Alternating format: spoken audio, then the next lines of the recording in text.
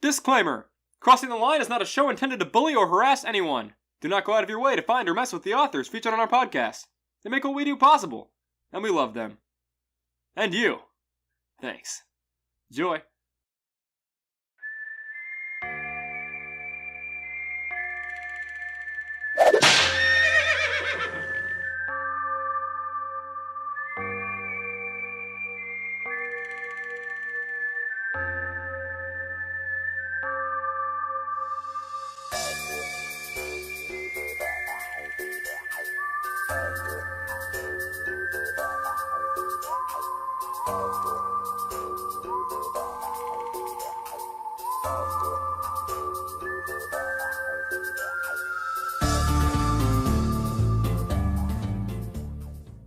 I don't know how much you've listened to the show, but this is a tradition where Elias always comes up with a question for Steven on the spot. Alright. Okay, don't worry, I've got it. Give me your best shot. Okay, Steven, so if you're watching an episode of Fat Albert and you started... the moral of the story started making you cry and your teardrops hit the Fat Albert world and they said, "Oh no, we gotta save Steven," and then they jumped out of this TV screen into your living room, what would you do? Hello, everybody, and welcome to Crossing the Line, a fan fiction podcast where we read, review, and critique fan fiction for your listening pleasure. Today, we have a special guest. Would you like to introduce yourself, special guest? I'm JustSagan. I write some fan fictions. That was my dog. Oh, what's your dog's name? His name's Loki. He's a yellow lab. Sweet. Oh, cool. It's a pleasure to have you on, bud. Anyway, Steven, what were you saying about Fat Albert? I'd fucking light my house on fire so that when they come in to their death. That's not nice. They deserve it. They broke into my house. Hold on. Anyways, we were watching the Fat Albert movie, and the plot goes so quick. It opens with the gang singing and dancing, and then, like, they run out of the dancing sequence to, like, stop a girl on the street and be like, "Why are you sad, little girl?" And then in the real world, a woman is watching Fat Albert, and she, like, many years later, this is present day in 2004, and she's crying because it's so sad and loving that Fat Albert would help this girl. It's not that. It's because she relates to the character. Keep in mind the it's character... not just emotionally moving. Right. And keep in mind the interaction between Fat Ass Bird and this one chick was like 30 seconds, okay? Tops. It was so sad. And then she's just like red-eyed, covered in tears. It's just like stoically watching this cartoon. It basically just cuts back to her and she's in tears. So Fat Albert stops helping the girl in his world and hears the crying of a fictional girl in an imaginary world in his head and begins to go, "Oh, we have to help this girl. Forget about this girl I was just about to help." And then Rudy's like, "But we're in our cartoon. We can't go anywhere," just proving that they know they're sentient cartoons. And then looking through the dimensional rift into this hyper-realistic woman's crying face, Fat Albert goes, "I gotta go. I gotta do this." And then he does. And then like you see her point of view, and she's watching him run towards the screen really fast, and she's like, "Ah!" She like jumps behind her couch, hiding behind it in fear. Yeah, so having set the stage, what would you do in that situation, Steven? Besides set your house on fire, because you're not going to have time. He's already running full speed. That fat bastard ain't gonna get out of the TV before I can light my house on fire. I don't know, we got a big TV. Oh shit, you're right, he won't have to go through the struggle. Oh yeah, and every time the camera cuts back to him, he's slightly backwards in the footage because they edited it wrong. I noticed that, by the way. Yeah. Let's see here. Okay, so I'd get my remote and I just constantly rewind the footage. That way I have time to light my house on You footage. can't rewind the Yeah, live it's cable. television? Okay, so it's on TV. We're not talking about like the movie itself. No. Okay. He wouldn't jump He out didn't- of the movie from the movie he was already jumping out of. That's what He would happens. That's the friggin' creepypasta. That's what happens when you watch the live action Fat Albert. If he went from being a 2D to a 3D creature in that world, when he jumped through our TV, he would have become a 4-dimensional creature. That makes me really upset. You wouldn't be able to perceive him. I don't want to talk about Fat Albert anymore. It's not the Fat Albert episode. I would just light the house on fire anyway. I want to die. It is the King I of the have Hill a- episode. Go on. I was gonna say I know what I would do in that scenario. What would you do? I would start a YouTube channel called Real Life Fat Albert. And make bank off of that. He would do reaction videos to technology. Yeah, and make serious bank off of it. That hot YouTube revenue. I would gladly watch a reaction series that's Fat Albert reacting to shit. You'd have the police at your door so fast. For what? They'd want to know what's going on. They want to know how to get ad revenue. They want to know how to put Fat Albert back in the cartoon. God. They said this happened once before in 2004, and we can't let it happen again. Fat Albert 2, the sequel. Oh my god. Except Bill The most Cosby's a criminal anticipated. in this universe. So they go visit him at his house, and he's like in His custody. house, huh? The big Under house. house arrest. Oh god. He's like in jail It's- watching his old cartoons, and Cosby show up like on the jail like library TV, and he's like, "Please, Fat Albert, you gotta help me." Fat Albert runs at the screen and escapes to break Cosby out of jail. He's watching his YouTube channel in jail. Hey, that Jeffy sure is funny, ain't he? Do not It reference starts that. like it starts like one of those in the old cartoon when Bill Cosby would give like or talk to the audience, but instead he's in prison. He's in prison, like whittling a soap bar. Into a key. See, at Has the the end music of the and episode, everything. he escapes. Making some toilet wine. It has like the background music and everything going. Steal the Sanford and Son. That is what that is, isn't it? Yeah. Cosby's humming the Sanford and Sons theme song. And that's the funny thing is, I was singing that exact same thing, and yeah, I just realized not too long ago that's just the Sanford and Son theme. It's good. It is. Today's episode is King of the Hill. Just Sagan, have you seen the YouTube video where Hank Hill goes Super Saiyan 3? No, I have not seen that one, but I want to see that one. That's a pretty good one. You should look it up after the podcast. It looks like a really. I will. That does look like a really good one. I like Yeah. I like all of Durham Rocker's YouTube poop King of the Hill discography from 2011 or something. Yeah. Elias, are you gonna ask us what our personal relationships with King of the Hill is, like you do for Yes. every other? What is medium? everyone's experience with King of the Hill?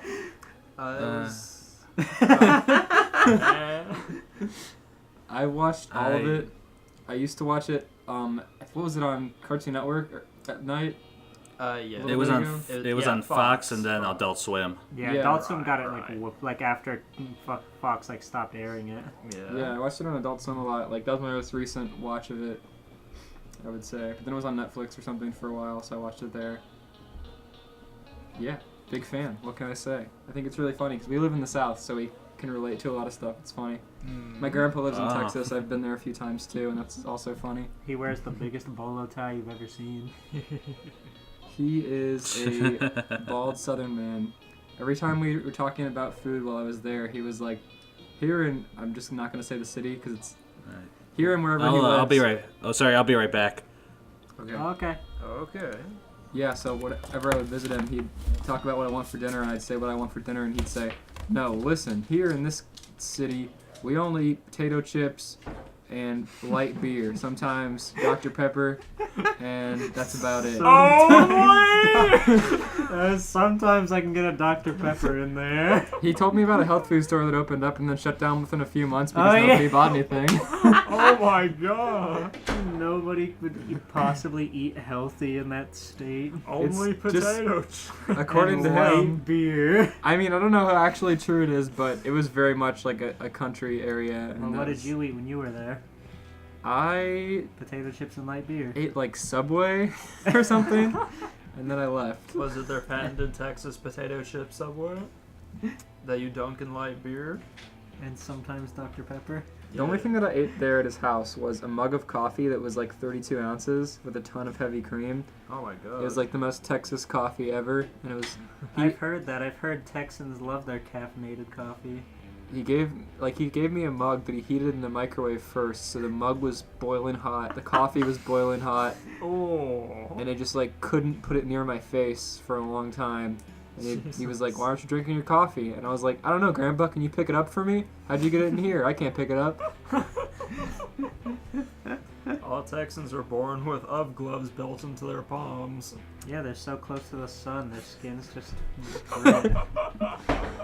Yeah. Also, Texas floods pretty easily. Apparently, like there was a flood one of the first times I was there because it's very flat or something like that. Oh jeez. Maybe that's not why that's true. I don't know, but it Sorry it about is. that. What's happening? Yeah, I got you. Anyways, what's your guys' experience with King of the Hill? I watched it. It was very funny. When did you watch it? As long as I can remember. I remember watching it.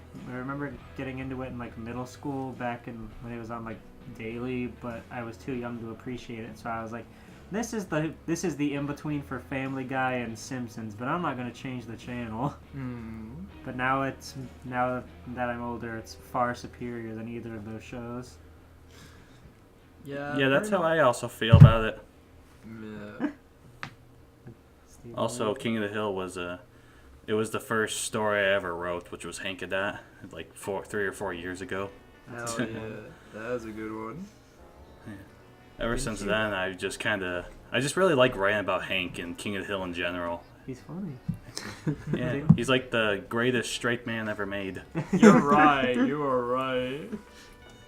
Didn't you You could write put a him in sequel to any- Hank of That? Kind of working on it. It was kind of, yeah, it's one of the older ones I kind of stopped working on for a while because of the life stuff, but I really want to finish it. Oh yeah. I feel you. Yeah, like I remember seeing that when I was like browsing through your stuff.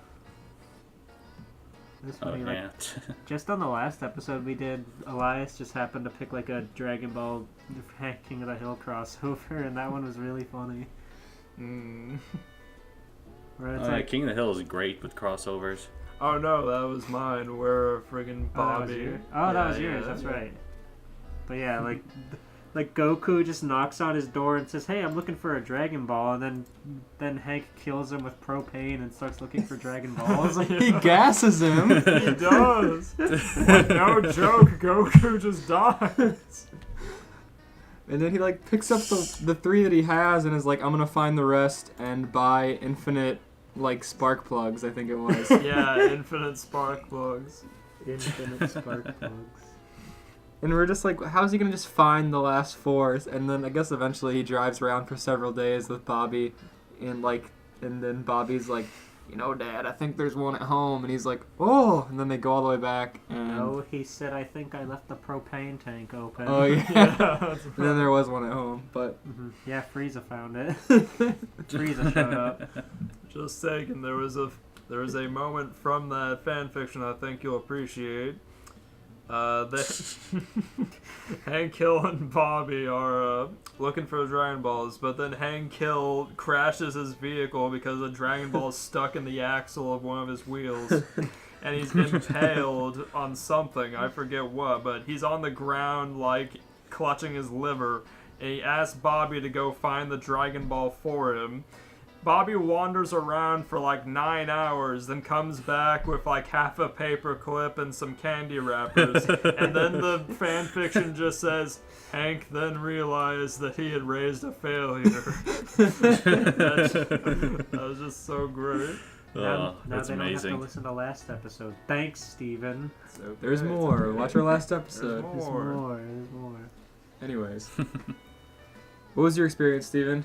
Pretty much the same for the most part. That- I grew up catching it here and there on Fox, but I was like too young to really know what it was about.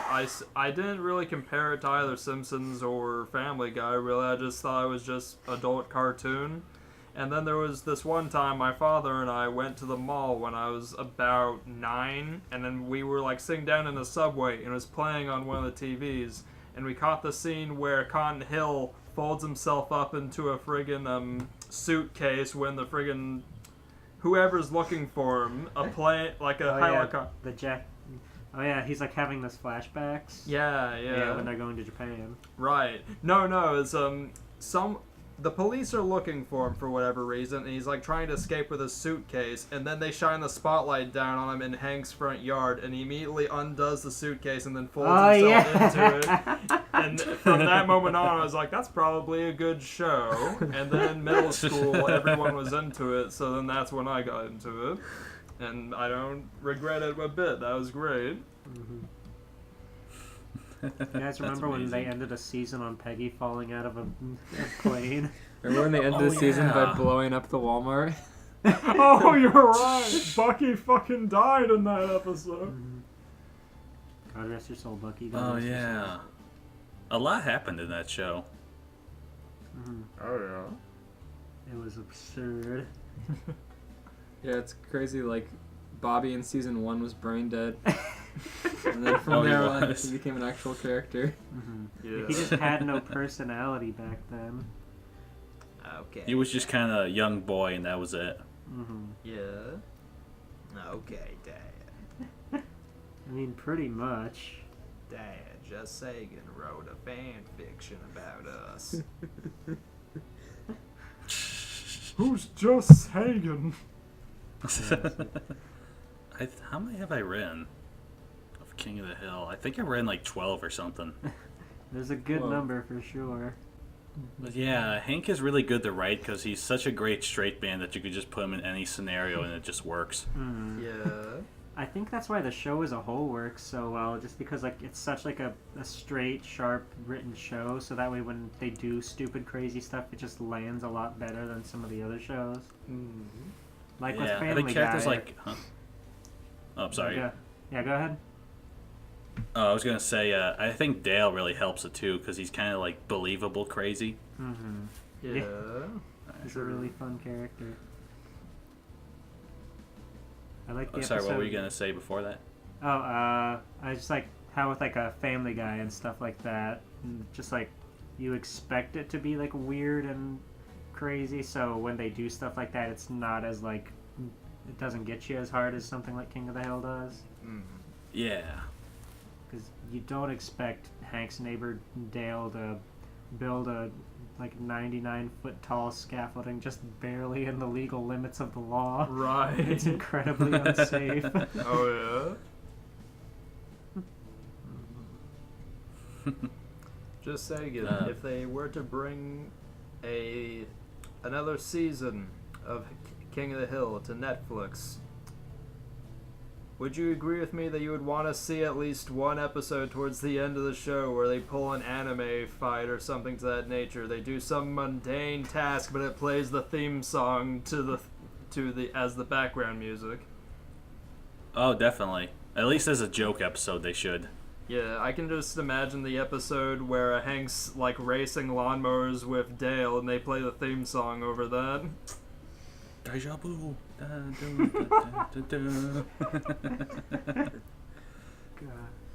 kind of like the music in like King of the Hill. Sometimes it does get a little intense though, but when it's really super flat and just like dry desert music, it's really good.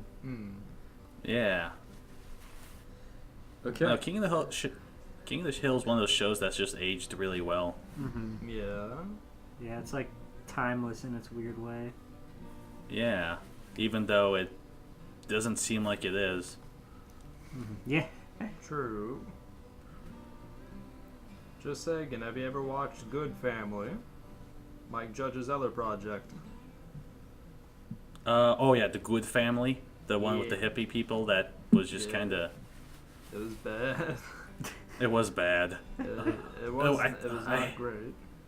I hated what they did with the dog. How he was like starved of meat and basically went feral. Yeah, that was horrible. So for those of us who don't know what The Good Family is, it was it was one of Mike Judge's other projects after King of the Hill ended, and essentially it was whereas King of the Hill was a take on the right, Good Family was a take on the left, and the whole family's super vegan, always trying to be like racially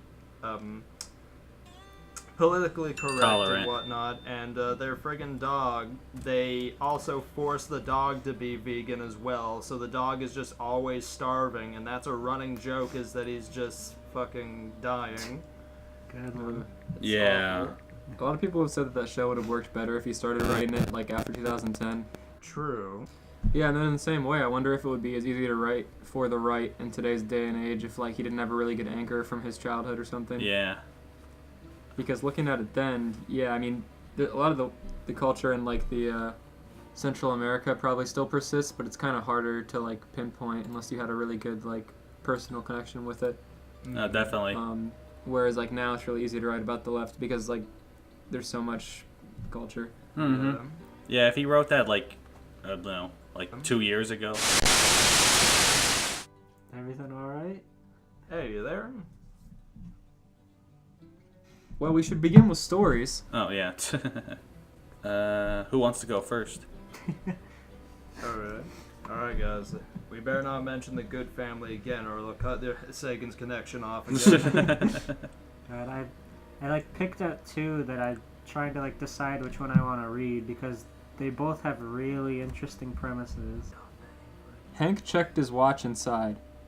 I should be leaving soon. I have to go get my nephew from the airport. Hank was about to walk away when Bill asked, "Wait, do you have a sister?" That was a better Hank voice than the first one. Oh my god. "Wait, do you have a sister or a brother?" It's gonna be my Bill voice. "It's not me, Bill. Peggy's little sister. You know, the one that passed away a little while ago. It's her son." "So where's he from?" asked Dale, lighting a cigarette. Hank shuddered. "Nevada. I can only imagine what that kid'll be like. He's 13.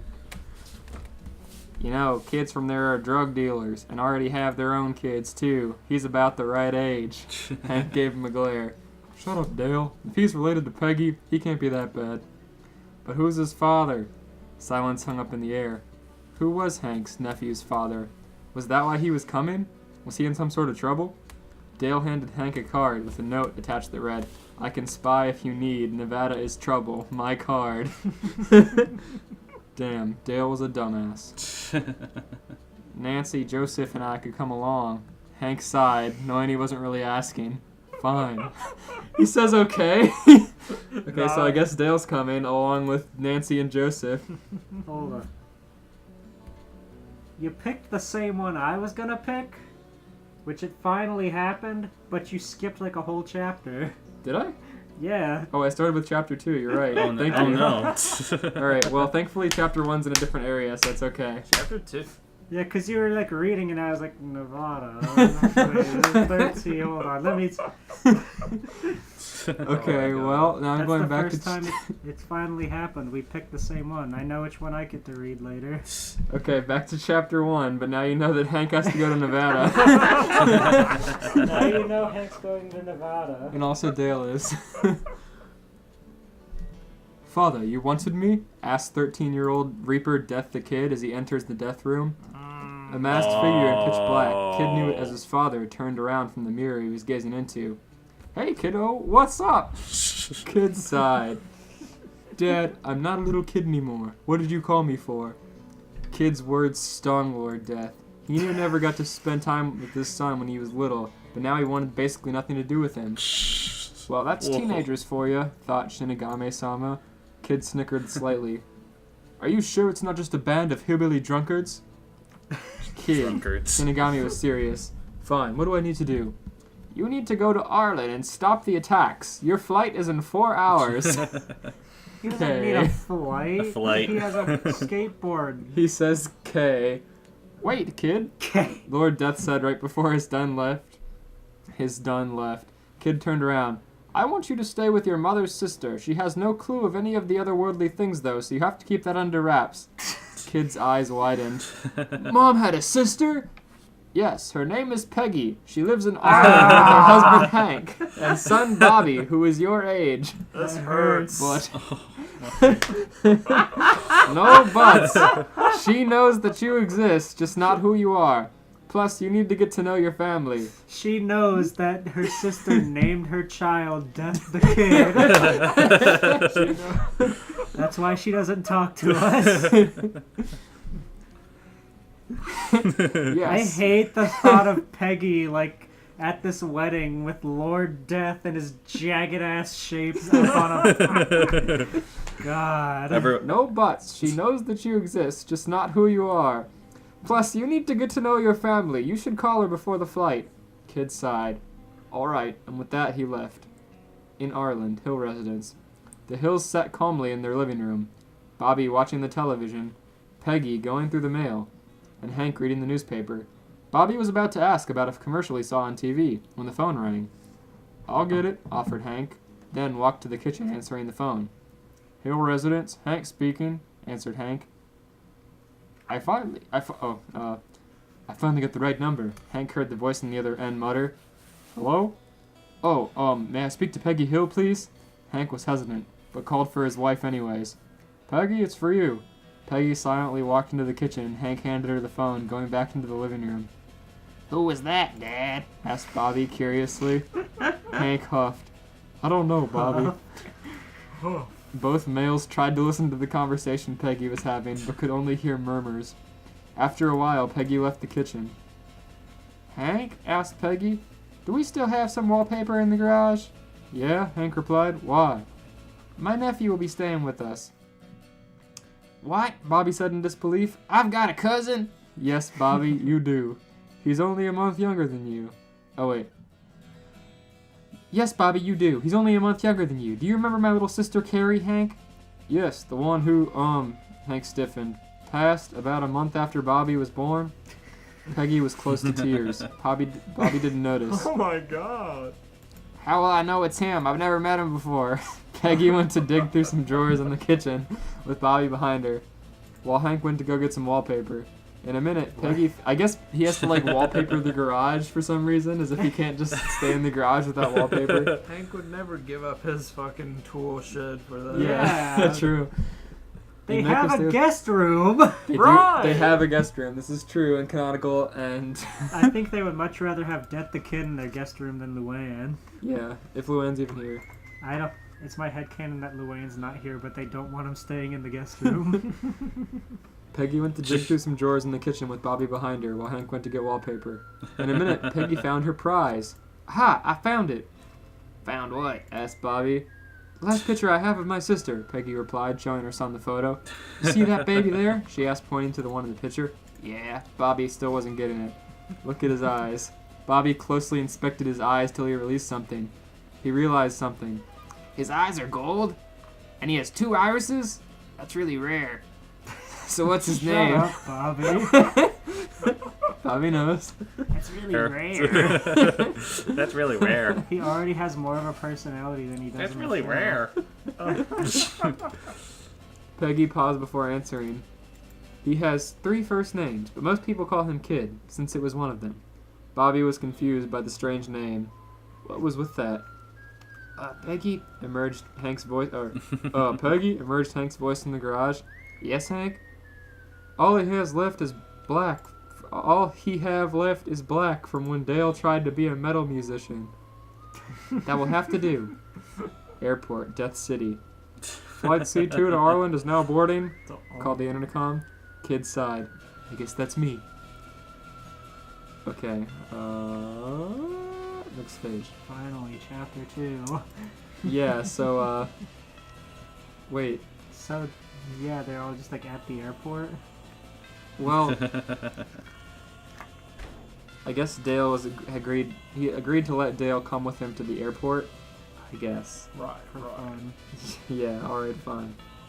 Hank, time to go, called Peggy. With that, the Hills left, the Gribbles close behind. Airport lobby, Texas. Kid stood up against a pillar, his suitcase next to him.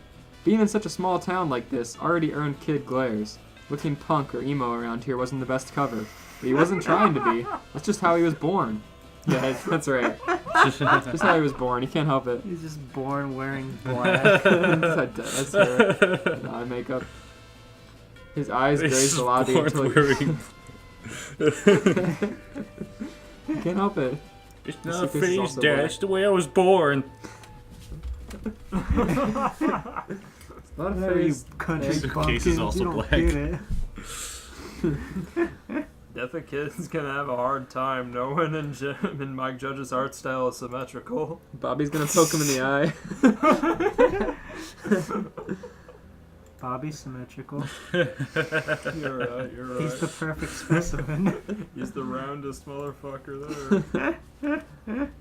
His eyes grazed the lobby until he just barely spotted a sign with his name on it. I guess that's me, thought Kid as he grabbed his suitcase and began to walk in that direction. Bobby, get down from there, demanded Hank, pulling his son, who was holding the sign for his cousin, off the giant plant pot. But we gotta make sure Kid can see it, explained Bobby.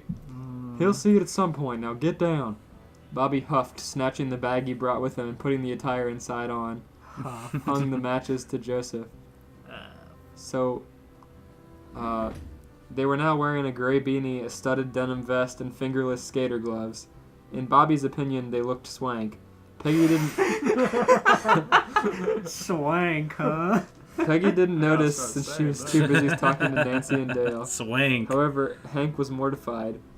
Bobby, what are you wearing? Well, Kid is from Nevada, so we gotta match his level. Wait, so Bobby's wearing that? Yes. Ugh. Bobby brought a suitcase with him to change into his clothes. Bobby's drawn by freaking Otsubo or whatever his name is. Nice. That is nice. That's the author of Soul Eater. Atsushi. I know. Okubo. I wouldn't put him You aren't through matching that. anything. Take it off. But why? Now. The irritated man was so busy scolding the son he didn't realize the figure approaching behind him. It stood there for a while, A waiting police for him to notice. officer. Eventually, it had have up and tapped his shoulder. Police Huh? officer. Hank turned around to see an ebony-haired, gold-eyed boy in a red t-shirt, black collared overshirt, and denim jeans with gray Nikes. He looked pretty normal except for the stripes in his hair. So why is he getting the emo eyes? Right. He's dressed like a normal guy. I guess his hair, but Yes, he can't help that. he's wearing a gray beanie with a red Maybe it's t-shirt. because he looks like an anime character. Probably. His art style is just different from everybody else in Texas. Yeah. God, he has a thicker outline than all of them.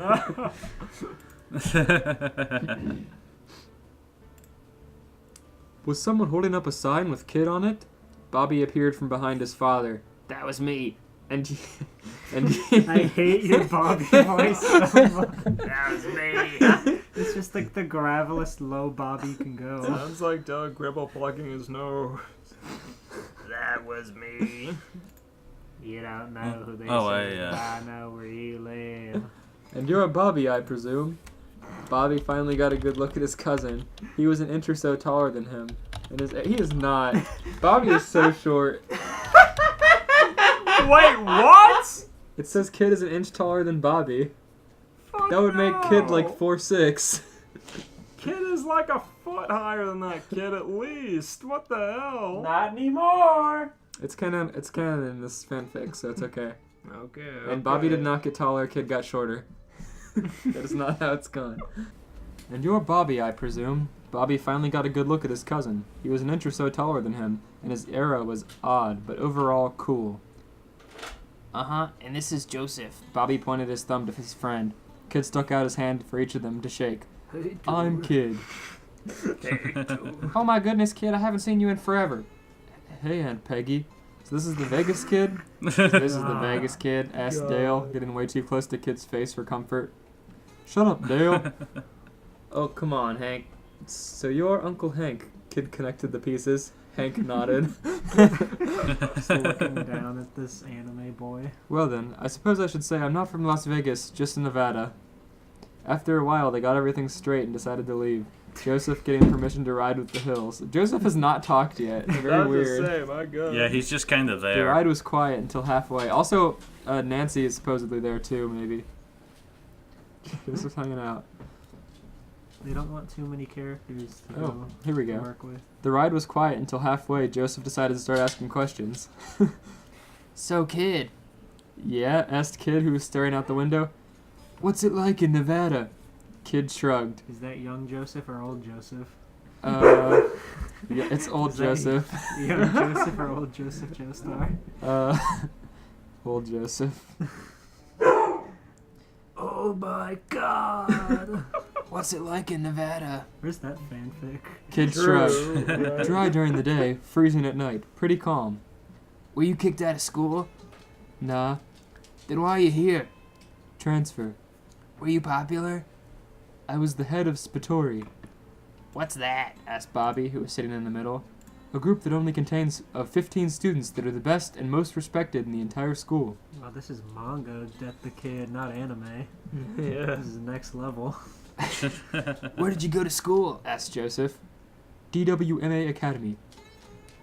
Hey, I've heard of that place, interjected Peggy. It's the most exclusive school in the world. You Of can't go course. unless they come to you. Maybe he could help Bobby with his homework if he's that good, suggested Hank. Bobby ignored his father's comment and continued asking questions. Bobby doesn't want to talk about it. Have a girlfriend? No, simply replied Kid. Don't worry about that, started Bobby, taking Kid's neck in the crook of his arm. Big cousin Bobby will help with that. Oh, God! Oh, no. Bobby has a girlfriend, but Death the Kid doesn't. That's insulting. Oh, my What an God. awful world. we're Wait, do living in. those two gun girls he have, do they count? No, they're his they're partners. sluts. True, I that bet. too. I wouldn't be surprised if they were doing more stuff behind the scenes. I'll I'm get sure. to that eventually. Someone's written a comic about it, I'm sure. Probably some Dojin. But how many dojins are there of Bobby and Connie? Probably Oh, more. you're right. Probably a lot more than you think. Oh. Untapped potential. Here comes Steven Oh god. Here I go. Are you friends with any with the girls? King of the Hill Patreon content. Are you friends with any girls? Joseph gave him an intense stare. Yeah, Kid removed Bobby's arm. How many? You seriously think I count like that? Joseph's stare increased. Kid huffed and thought for a moment. 6. Joseph was thinking of another question to ask, but the Hills pulled into their driveway first. The Hills, I like how the author stopped his own questioning. The Hills and Kid entered the one-story home, while Joseph went to his. Hank led Kid down the hallway of the house till they reached the door. This will be your room, said Hank as he showed Kid the room with fresh black wallpaper. Thanks, said Kid as he entered his new room. No problem, you should get some rest. Imagine an all-black-walled garage that Hank just shut the door on. Right. Oh, God. Hank shut the door behind him, leaving Kid alone. Joseph Oh my seemed gosh. very, very, very interested in Death the Kid there. How many friends you got, yeah. huh? Oh He no. wants to know if he's better than him or not. It's a power move. Joseph is gonna use Bobby as his weapon and fight him. Joseph's never seen an anime character before. He's very interested. Joseph's about to learn that he's a weapon. Untapped potential. Oh god. Yeah, definitely. What weapon would Joseph be? A butter knife. I was gonna say a football. I was gonna say he's gonna be something Native American because Like his a tomahawk. yeah, tomahawk. That's There we it. go. And then Dale just looks on proudly. My son, That's the my boy. tomahawk. My son, the tomahawk. I didn't even know I was part Indian. The death tomahawk. Kid flopped backwards onto the bed, staring at the ceiling. Thoughts ran through his head a million miles a minute. Why hadn't his dad told him? What would it be like living here?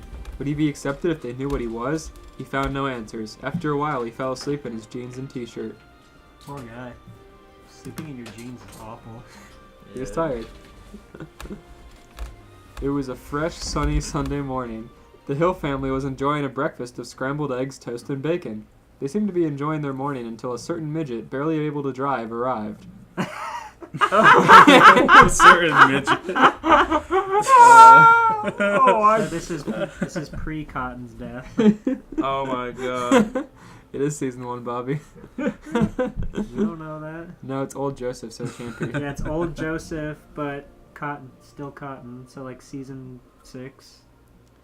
Hello, family, Hank, greeted Cotton. Hi, Dad. Hank welcomed his father in a monotone voice. Grandpa Hill noticed the extra food set at the table and decided to question it. So why the extra food? Trying to trade Bobby to SeaWorld? Peggy shook her head. He would never insult Bobby. Yeah, he loves Bobby. Yeah, He we loves. Yeah, he loves Bobby. Bobby was the one character he actually liked in that show. Yeah, it's true. Remember the first episode? Cotton shows up and him and Hank are roughhousing, and Cotton breaks a plate immediately to try to stab him with it. Right. Yeah. I like when it shows Cotton trying to teach Bobby how to shoot when he's a baby. Yeah, true. He's a child with the protective headphones on. No, it's not Bobby. It's Cotton's baby. It's Oh, really? Yeah, It's his yeah, son, 'cause, but like, that they think he's gonna kill the baby because he doesn't want to raise it. He has it with Dee Dee or whatever her name is. But Oh, the it was, baby has like headphones on. He's like teaching him how to shoot. You hear that, boy? He didn't even cry. You was cried what? when you first shot and you were like 6 years old. He says something like that, I remember. Oh, God. Bad. Peggy shook her head, shaking off most of her protectively mother instincts. No, Cotton, my younger sister's son is staying with us for a while. A nephew? Well, he can't be that impressive. Let's go meet him. Wait, my grandpa, started Bobby. He's still in his room. In his room, my ass. Time for him to get up. Cotton got up and started the kid's room. Hobbling with his no knees. There's no need. When he was only halfway across the kitchen, a teenage boy appeared in the doorway, stretching. He wore navy jeans with bandages half up his calves. How can you see him if he's wearing jeans? Right. Jeans, I guess over the jeans. Wait, If Why that is would he wearing help. bandages? Wait, maybe Oh, he has what the the- bandages what on his happened? blue jeans. Did Bobby beat on his legs? A long-sleeved burgundy shirt with bandages to his elbows, like covering the holes maybe. I don't know. Gray Nikes again and a black band with a strange headish-looking thing on it. His right bicep. That's asymmetrical. And a black band with a strange headish-looking thing on it on his right bicep. It took him a minute to see that Cotton was there. Who are you? Cotton rudely asked. Kid. Who are The you? boy replied. Kid, eh? Cotton wasn't buying it. Yes, Cotton, Peggy stood up. This is my nephew. Kid is one of his given names. Kid sat down at the table, unfortunately across from Cotton. He could tell this old man who would give him a hard time. Who was he, anyways? Might as well ask. Death of the Kid Hill. Excuse me, sir, who are you? That would make him like his grandpa, right? Yeah. He sputtered. It looks like no one said anything. I'm sadly that father of him. Cotton directed his thumb to Hank. All Kid did was give the man a stiff nod as the war veteran began to make himself a plate. Kid just stayed there with a view of the yard. The whole family soundlessly ate their food until Cotton broke the peace. So, Kid, where are you from? Nevada, answered Kid, not even looking up from his plate, despite what he had been taught about manners since he was small. Nevada, eh? That's Las Vegas. You from there? Inquired Cotton. Why does everyone think he's from Las Vegas? No, actually, I'm from a place in the desert called Death City, corrected the kid as he lifted the fork to his mouth. Cotton had to stifle his laugh. He didn't try very hard, though. Death City? What kind of N's name? Hold on. What? What? What kind of N apostrophe S of name was that? Are they implying the N-word? I sure hope so. I don't think so, but I don't know. I don't know what else that could be. Yeah, that's a hard And one. What kind of apostrophe. N's name is that? Was he referring to Well, Nevada made itself? the case. Nah, we'll just say it's the N-word. We'll just say it's Yeah. Nevada. No. What kind of place is that? It's just a town in the middle of the Mojave Desert. The kid didn't want to say too much about his hometown. It would only lead to more and more questions, which he was quite done with already. Cotton, however, was not just yet. Then what about the stripes? Trying to look like a highway? Kid put his fork down and sat there a minute. It took everything in his power and a deep gulp of air not to break down. He had been silent long enough to cause a mild sense of concern. No, it's just the way my hair is. Some dumb trend you kids are tarting? The boy sighed. Tartan. Yeah, that's it. Then drank his orange juice. That's pretty good. Bobby then finished his plate, plans already forming in his head. So kid, me and Joseph are going to the mall. Connie might be there too, you want to come? Hank answered before Kid could. Those plans are going to have to be for another day.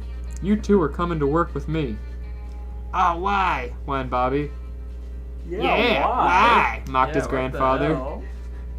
Because you're already missing church today, and you're not missing it for stupid reasons. Plus, your cousin needs to learn the proper propane in life, if anything, first. The man then Does he stood up really? and grabbed his keys. Come on. God, this is really hard to read. The two boys reluctantly followed. Bobby because he didn't want to go. Kid because he just wasn't sure and had no say in it. Oh goody, thought Kid. And then it's the end. They're going to the mall. Yay. Wait, that's the end of the story? Yep. Oh, okay. Bummer. I'll go to his Oh, page, but I believe that is the end. Oh man, It's not. that was starting. there's no- That was starting to get interesting too.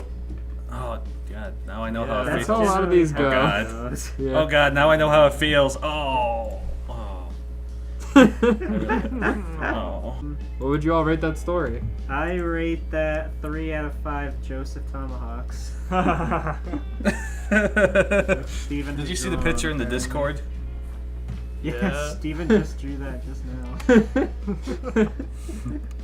I hate his lopsided tomahawk. It's so just like blunt and not sharp. I rate it a plate of food after Cotton gets his share. What? So like 20% of a plate of food. Jesus Christ. You're like falling over in every Trying to get direction at the comfortable. same time. It's like floor pillow. I rated all 3 stripes on Death the Kid's hair coming together after he gets sick of Cotton Hill's shit. He dies the rest away. Yeah. I love how he Grace said just he's tried dismisses it dying. as like a new trend. Like, new trend? Yes. He just gives up. He's like, yeah, Why, yes. fine. Yeah. Sagan, what do you rate what do you rate that fanfic? I'd say 3.5 Joseph Tomahawks. Mainly because it has good potential, but it just never got finished, which is sad. Yeah, he never got sharpened. Just say it. Yeah. Your time has come. You can finish this. Steal somebody's fanfiction and finish it for them? Yeah. Oh god. Call Oh, it spiritual no. successor. That's evil. Change all the names of the characters. I did something like that once actually, but it was more of a jokey manner. Alright. Okay, here we go. Fatherton Fuels had fallen on bad times. Due to the efforts of one Hank Hill, Strickland Propane had consistently outsold its competitors due to their excellent service and notable lack of questionable sales techniques. Competitors saw their sales decline. Megalomart did well until a catastrophic accident revealed their employees' inexperience with the fuel, and nobody else had tried to enter the business since. The owner, one M.F. Fatherton, was considered liquidating his assets and pulling out. Then, on one rainy day, a mysterious man entered the store. Fatherton's a real character, by the way, if you don't remember. Okay. He's like, that's the propane across the street. Oh, Yeah, the that's right. competition. Fatherton Fuel. Yeah. Okay. Okay. Yeah. I want a grill, he said. Fatherton's eyes lit up at the prospect of customers. You've come to the right place. I personally welcome you to Fatherton Fuels, replied Fatherton, rising up from his chair to shake the stranger's hand. The stranger responded in turn. This fellow's grip is like a vice, thought Fatherton, upon realizing the sharp pain in his hand and wrist. He then took a look at the potential customer. He was strangely dressed. A pink changshan with Chinese characters on it over a navy blue shirt and pants. Long hair braided as a ponytail. More striking were the metallic helmet and gloves he appeared to be wearing. Is this? Nice costume, said Fatherton. As long as he likes me, I should be able to pull off a sale. It's not a costume. Sure. Let me show you some grills. And so the attempted sale proceeded. The stranger looked over Thatherton's stocks, occasionally complimenting on some perceived quality of the grill Thatherton was pitching to him. Eventually, he settled on a Char King Imperial. That's one fine grill. You want any accessories with it? I'll take them all. If this were a cartoon, my pupils would be dollar-sized by now, Thatherton thought to himself. A great choice. There is, of course, the matter of the bill. And at this point, the stranger seemingly looked at him as if he were insane. His eyes were covered, but his nose narrowed as if to sneer, and his mouth twitched slightly. This can't be what I'm thinking it is, but if it is, it's so funny. There will be no bill, he said. I'm sorry. Most people tend to pay for what they buy. Do you have any idea who I am? The man then walked over to a display case, showcasing a 20-pound tank of propane, then stuck out his tongue. He then charged at the case. The moment his tongue struck it, the glass exploded into hundreds of shards. Oh. What are you doing? Shouted Thatherton. You're going to pay for that case. The stranger ignored him. He picked up the showcased propane tank and effortlessly threw it at Thatherton. It missed by an inch, tore through the walls of the building, and the wind alone blew Thatherton's hat off. Poor Thatherton, he's getting assaulted. He's trying to sell a grill. He was trying to do his job. You do know who I am, right? Said the stranger. I haven't the slightest idea. Stop destroying my stock! The man turned around, revealing the words, "Kill you," have been embroidered on his robe. Sure enough. I What am is Mercenary Tao. People give me what they want, or they suffer dire consequences. Steven just died. Steven's I like, knew it was gonna be the fucking General Tao where he buys the clothes from that restaurant. Steven collapsed in on himself like a dying star. It's when he buys, he forces them to give him clothes at that tailor shop, but it's just propane and he's bullying Thatherton. He's like, I will not be paying for this. It's from Dragon Ball, by the way, viewers at home. God. I thought it was fucking Mr. Strickland. They had the same voice. You don't think Mr. Strickland can wear a Kill You jacket? I want to see him ride a pole. It's the guy who throws the giant pillar and rides on it from Dragon Ball with the pink cloak. But it's specifically his cyborg version form, towards the end of the which series. is even funnier. Yeah. Oh my god. That was a backhand. I did not fucking see that. So You, what now? collapsed. I couldn't handle that all at once. Let me continue.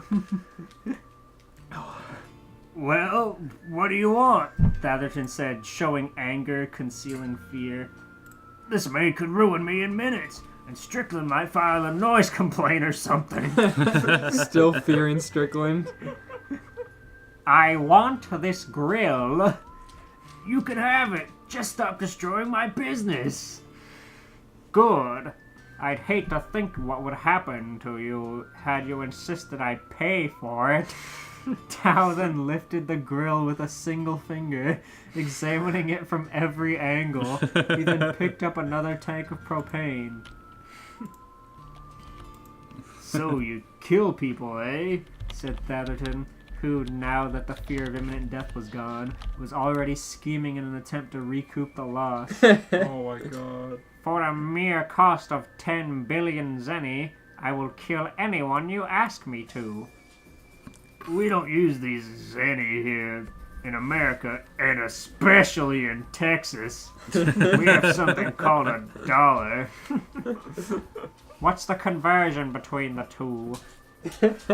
I've got no idea. I'll look it up. Thatherton went into the back room. He was about to check the value on a search engine, but then inspiration struck. What if I lie and claim a small number? For a relatively small amount, I could have someone especially problematic killed, he thought, increasing giddiness bringing the blood to his cheeks. He walked out of the back room. Keep your cool, Atherton. 10 billion zenny apparently comes to 50,000 American dollars. It's expensive, but it's within my reach. I thought he was gonna pay him $1. I thought it was gonna be something like insanely small. Tal raised an eyebrow. It seems small, but I will have to investigate. But it's settled. Give me a target and I'll come back for the money when I'm done. And that was when Thatherton knew that his business would prosper, and he would rise up with mere moderate wealth. Elsewhere, 4 men were standing in front of a fence near a street. One man did not realize that, as of this moment, he was marked for assassination. Oh no! Oh shit. Yep, he said, taking a beer out of a nearby cooler, opening it, drinking a mouthful of it. Yep, said the man to his left, who was, as was the tradition, drinking beer. Yep, said a third man, balding and overweight in comparison to the first somewhat muscular frame, and especially in comparison to the second, who was tall and thin. Mm-hmm, said a fourth man, who had just finished his beer, throwing the can into the garbage. The drinking ritual continued for some time, slowly Drinking but ritual? surely. The men became noticeably less sober, if not properly drunk. Wait, did they ever get drunk on the show when just drinking That's by what the I was fence? thinking. They did during the Canadian episode because they Yeah. had the keg. Yeah, not by the fence, but they have gotten drunk before. Alright. I heard someone went into Thatherton Fuels and damaged some of the items, said the third man. Stop making up far-fetched stories, Bill, said the first man. The first man? You can't dismiss... Yeah, the first man. It's Hank, What? and Hank, Dale, Bill, Boomhauer. You can't dismiss everything he says, Hank. It's probably a conspiracy by the government to hide the fact they're about to buy the place out, then run you out of business, said the second man. Dale, don't most of your wackoid conspiracies involve aliens or secret societies? Hank responded. I'll tell you what, man, I was driving around the road and, I saw a big dang gaping old hole in the back of Thatherton's place, and then the dang old propane tank was on the road, and oh man, I tell you what, I had to swerve to get out of the way. Boomhauer, the fourth man, had offered evidence. Offered evidence, he watched it go down. That's Maybe more... something did happen there, but I couldn't tell you what, Hank muttered. Wait, wouldn't that be a testimony and not evidence? I think it's both. I guess it's more of a testimony, but Hank values Boomhauer's word more than Bill's. Good point. He looked at the sky in a pensive fashion. A small rod was floating lazily through the sky. Of course, Hank had no way of knowing that mercenary Tao was using it to travel, having thrown it into the air, then jumping upon it in what was very likely a flagrant violation of physics. The group soon saw Hank's son Bobby Hill walking up the streets. Hi, Dad. I just heard this really funny joke about a guy who could fly by riding a big rod. Sounds interesting, said Hank. Bobby's about to lose his mind. Well, at least according to Joseph, it's not enough to impress the ladies where it counts. Whoa! Whoa, Hank whoa. shouted. He looked at his son. I'm just trying to imagine Joseph saying that of all people. Dude, Joseph's it's not horny. enough to impress the ladies where it counts. Stop right there, mister. That joke's definitely not appropriate for anywhere. If you weren't my son, I'd kick your ass. Sorry, Dad. I didn't know. Bobby went inside his house, crestfallen. Bobby knew. Hank threatened to kick his son's ass. Out in public, His too. one leverage is that he's his son. Yeah, in front of his friends. Just in the middle of the street. Making him look like a punk in front of the people he cares about. Pecking order. I still think that boy ain't right. It turned out while on his travel pole, Mercenary Tao was reconnoitering the area. Recon? Reconning. It says reconnoitering. Oh, Reconnoitering. Okay. Was reconnoitering the area, searching for an ideal location to meet the target. You can't, like, pilot your pole in the air. The point is he throws it where he thinks he needs to go. Right. My employer was very intelligent to provide information on the subject beyond his photo. Otherwise, I would have had to kill him afterwards. He thought, watching houses fly past under him. Suddenly, they gave way to stores of ever-increasing size. The pole tore into asphalt, riding it like a ship on an unusually perfectly flat sea. It ended up occupying a parking spot.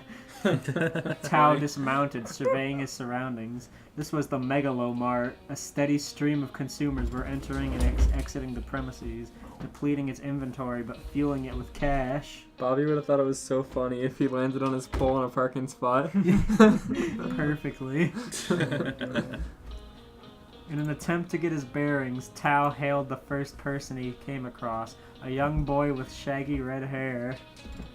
"Excuse me, but do you know how to get to this address?" he said, showing the boy his Mark's contact information. No response. "You're wearing a dress," the boy said after a few seconds. Tao's eye was twitching. How can you tell that? His eyes are metallic. Oh yeah. They shuddered. He went like, It's like it's like Spider-Man's eyes. "Tell me or I'll throw you through the wall." Fine. And so Tao regained his bearings. I hate that the stupid bully kid made an appearance in the story. Dudley has no resolve. He could have kicked his ass.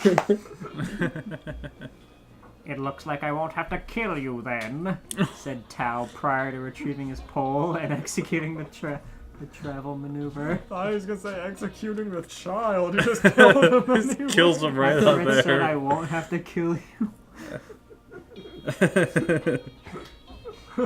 Back on the ground, the boy's mother walked to him, carrying bags full of groceries. "Stuart, help me carry the groceries to the car, okay?" she said. A few seconds of silence. "I saw a man wearing a dress." Meanwhile, Tao had already landed in the street of the target. He went up to the house and rang the doorbell. "I'll get it, Dad," said a voice from within. The door opened with a small, stocky boy was standing in front of Tao, who looked at the information Atherton had furnished him with. "Excuse me, boy. Does a man named Hank Hill live here?" "He's my dad. I'll go get him," promptly followed by a shout. "Dad, it's for you!" And the boy walked away from the door into the hallway. I still can't get over, like, Akira Toriyama style General Tao with metallic eyes standing in the Hill residence's front doorway. Oh, it's so washed out. And His Bob- arms like behind his back, just waiting patiently. And Bobby's just all casual about it, like he's just like looks at him like, oh, okay. This mission is going really smoothly for him, I have to say. Yeah. If he would have lost his mind if he saw him crash in on a pole. Bobby would have laughed so hard. Bobby would have known this is a man that can impress ladies. Hank came to the door and Tao snapped into business. "Pleased to kill you," he said. There was silence. Then Hank slammed the door in Tao's face. Hank's like, no. He's just like standing there like... Shuts the door. There was... And so it begins, Tao thought. Then he punched the door, which shattered into a pile of well-carved wood, as well as the cloud of sawdust. "What the hell do you think you're doing? You're gonna have to pay for that, mister." He's pretty casual about that. That tears it. I'll do it later. Who should I make it out to? Your widowed wife? Your orphaned son? Get off my property or I'm gonna kick your ass! Shouted Hank, interrupting Tao's threats. Tao jabbed a few times at him, the third time his hand connecting with Hank's jaw, knocking him over, drawing some blood. Oh no. That's it, I'm calling the police. Hank stood over. You're just gonna drop your ass kicking like that, old man? Wait, Hank stood up. has Hank ever kicked someone's ass in the show before? Yeah. There was the one guy the crazy guy that Bobby was working for at the racetrack. And he made Bobby cross the racetrack while they're racing. So he kicks in the fence and chases the guy down the alleyway, just literally kicking him in a ball. I forgot about that. It's so funny. He kicks in the fence and chases after. You can't get me. I don't want money, I want cans. Oh, yeah. Alright. Hank stood up. Slowly, another jab knocked him over. He tried to stand up again. This time, Tao attempted a slower, more powerful punch, but Hank was able to, despite his partially prone position, deflect the punch with his own hand. Bobby peered out of his room at the end of the hallway and saw the beginnings of the fight. What's for dinner tonight? This is so cool! I never thought I'd see a fight in my own home, he thought. You can do it, Dad! Tao looked at Bobby for a split second. Hank, being fast enough to take advantage of it, stood up, threw a punch to Tao's stomach. This might be more interesting if he continues to show a semblance of skill, Tao thought, before jumping through the frame and wreckage of the door. Hank watched as he slowly walked away. If you leave and never come back, I won't have to report a domestic disturbance. Not only had Tao reversed his false retreat, and charged at him, but people were coming out of their homes to watch the escalated fight. Oh, God. Who's the Japanese guy? Said Dale, who was now standing on Hank's lawn. I'm not Japanese, Tao snarled. Eventually, Hank, having time to react to Tao's latest attack, had stuck his knee out. When Tao collided with it, he ended up shouting in pain before collapsing to the ground. However, the force of the impact left Hank holding his knee. Kill him, Hank! Said another voice. This was Bill. I'm not going to kill him. I'm only going to kick his ass. On the contrary, not only am I going to kick your ass, I'm also going to kill you. Bill's out for blood. Kill him, Hank! Meanwhile, Bobby had snuck out of the house through his window, knocking on his neighbor's window. Hey, Connie, there's this really cool fight going on at my house, and you should see it. I'm not interested in fighting, she said, her voice muffled by the glass. But it's my dad and some, Laotian guy fighting. Laotian? Don't tell me my dad got in a fight with yours. Laotian? No, it's some other person. Said other person was attempting to pierce Hank's temple with his tongue. Oh my God. What the hell? Said Hank, dodging out of the way just in time. Hank's putting up more of a fight than General Blue did. I was about to say, my God. Yeah. I can kill anyone using only my tongue. Why do I always have to deal with these lunatics? They both thought. The crowd was growing. In addition to the neighborhood looking on at the spectacle, a police car had arrived and a few cops armed with handguns were attempting to surround the fight. One assumed a firing position. Stop! You're under arrest! Donan Ray! Tao said, pointing his fingers at the police car. Yellow light came out of it, and the car caught on fire, falling into a miserable collection of small pieces. Most of the policemen managed to jump out of the way before it exploded. One didn't. He sustained second-degree burns on various parts of his body. So the cops showed up with guns and he just immediately shot a beam at them.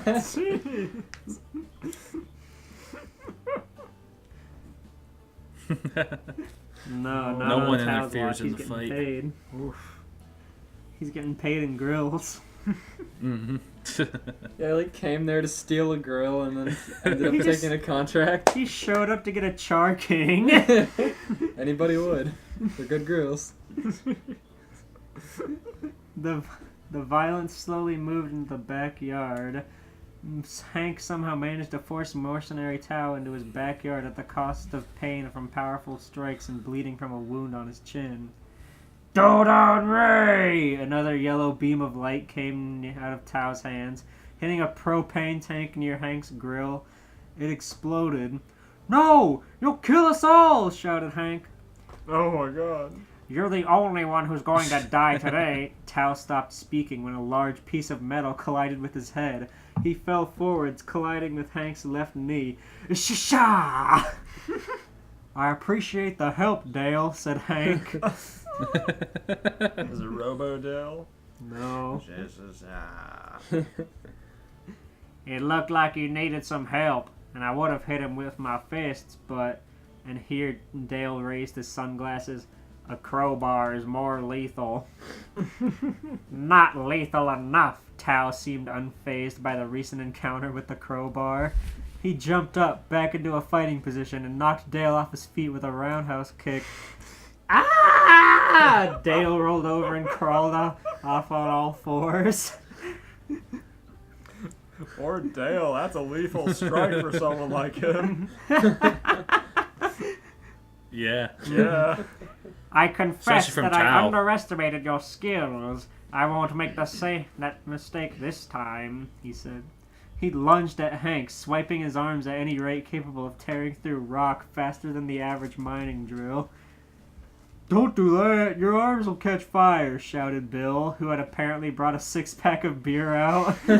After a moment, he looked away and started passing cans to now two parties, who were looking substantially worse for wear, but were fighting as if they had never felt pain in their life. The consequences seemed implied to both parties. Hank was merely fighting to survive the assault, but Tao had to worry about the potential humiliation of a loss. Oh my god. And so the violence continued. Hank using his training in American football to put up a solid defense, Tao launching progressively more absurd and ridiculous attacks, and everyone else watching the fight as if it was a spectator sport. "Do something! This is serious!" shouted Hank. "You have to die already!" responded Tao, who knocked Hank over with another well-placed roundhouse kick. He advanced, preparing to shove his shoe in Hank's face. Nobody had moved. Then he was... Yeah, Yeah, my god. Hank's strong. Damn, Hank can take quite a He's beating. Arlen Strong. Hank drank the fucking... What's it called? The divine water. He's Yeah, Texas. he drank the divine water. Texas. The made. divine, Propane. no. Isn't the beer called Arlen? It's... No, it's called, oh god, I can picture the label in my God, mind. same. God. The podcast is held to a stop while we try to think of the beer. Alamo. Alamo, yeah. Their Alamo. Their Alamo is divine Yeah. water. Okay. The Keganator is the divine water. That's the ultra divine water. Yeah. The Keganator. That's the real stuff. Oh yeah, you drink that, you might fucking die. Then he was knocked off his feet. Hank, while Yeah. down, still was capable of defending himself, driving his own foot into Tao's stomach, causing him to double over. Were this the actual anime, lines would be in the air for emphasis. Tao's eyes would be distended and his mouth would be open as if to shout in rage. Tao fell again, rose again, knocked Hank over, was knocked over, threw rapid jabs at Hank, got tackled by Hank, occasionally destroyed the local scenery with a Dodon ray. Both parties seemed to have ludicrous stamina. As the bruises accumulated, the blood flowed, various abrasions gathered on their bodies. I swear, one of Tao's many cuts tried to ask another out on a date near a scrape on his arm. Then Hank punched the area, worsening the wound. "I've had enough of this! Prepare to die!" Tao snarled, jumping incredibly high in the air. "You've said that 3 times in the last 15 minutes!" shouted Hank. Just like you have threatened to kick my ass several times. Holy The child landed in the street. Normally I would act as if I'd seen the light of my ways, but it's a lie. But for now, and he pulled out what appeared to be an incendiary grenade. Whoa! You'll burn down the neighborhood! Starting with you! And so Tao was about to pull the pin and throw the grenade.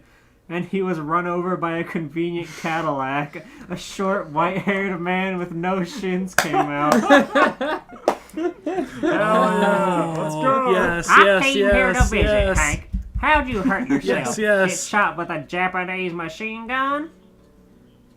Dad, look under your car. And so Cotton Hill gazed upon the abrased and contused body of mercenary Tao. Hey, what happened to him? He tried to kill me. Then you ran him over. This guy tried to kill you? He's twice the man you are, and he would have succeeded had I not accidentally run him over. A policeman came over. Normally I would arrest you for manslaughter, but if you saw what that man did, you'd realize what kind of service you've done for us. You wouldn't arrest me. I killed 50 men in Japan. I'm a veteran of WW2. The policeman took Tao to a morgue where he was prepared for burial. That's horrible! Despite the stress of battle, Hank wasn't injured seriously enough to need medical treatment beyond the doubting of his wife and some bandaging. He went to work the day after, opening up the newspaper he picked up on a whim before he arrived. He saw a story about the apparent loss of a body scheduled for a funeral. The workers in charge had been fired by their supervisor. If everyone was better at their jobs, maybe the world would be a better place, said Hank. Sales were good that day. That was decent. Wow, that was nice. That was really good. I'm glad you read the Soul Eater one so I didn't, because this one was worth it. That was good. I give that a full 15 minutes. That was of good, saying yeah. He's gonna kick someone's ass. I give that a mostly full container of propane tank.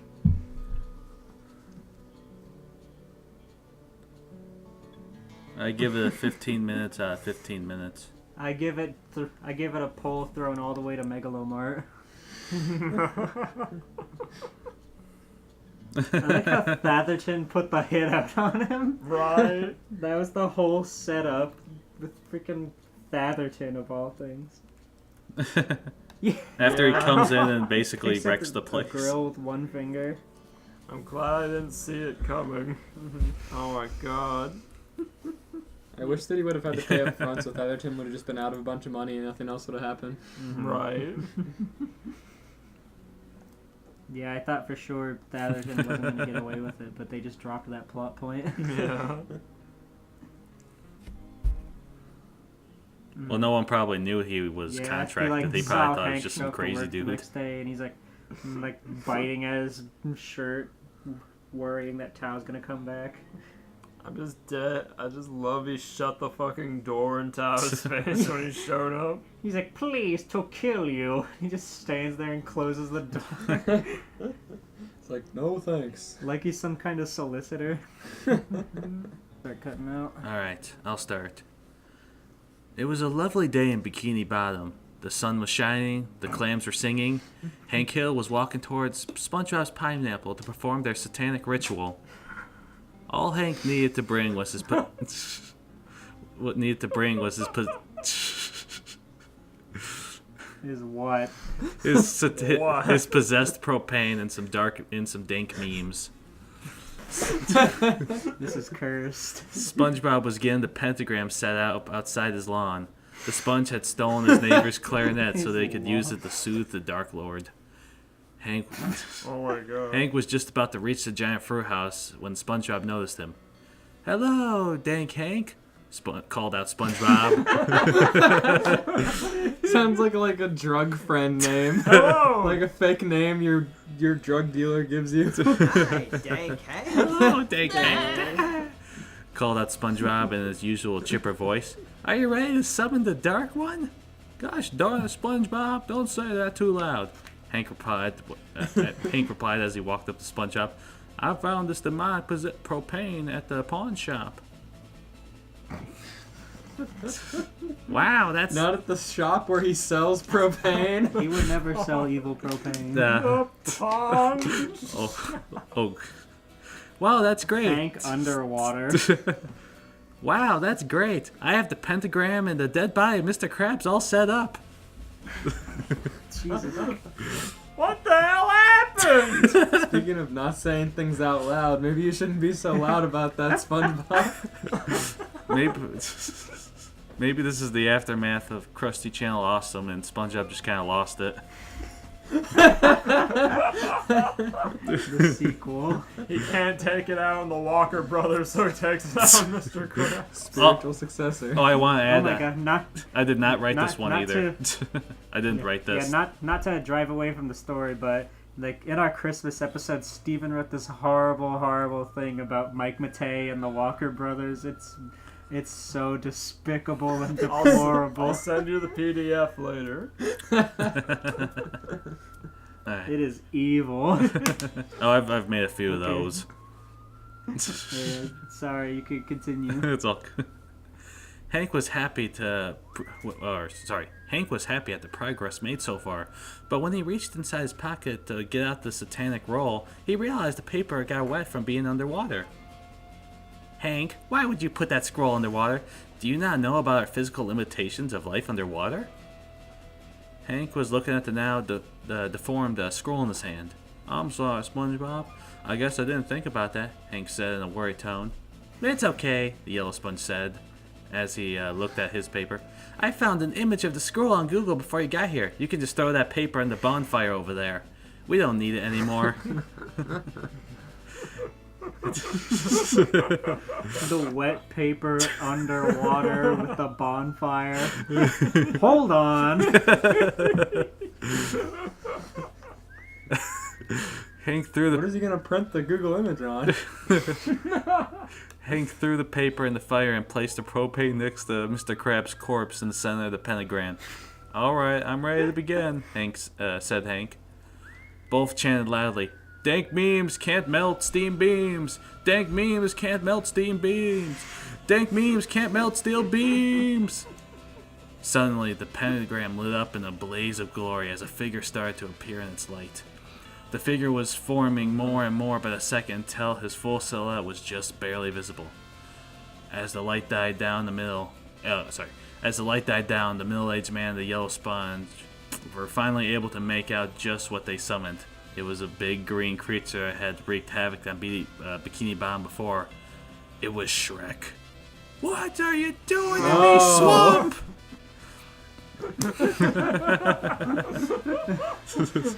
Your swamp? You just got here. The ocean? He's underwater! How are his first words? Just immediately drowns. He's been there before. Yeah, apparently. The pressure of the bottom of the ocean hits his temples and compresses his ogre's skull, and he goes, oh! Make his ears go into his head.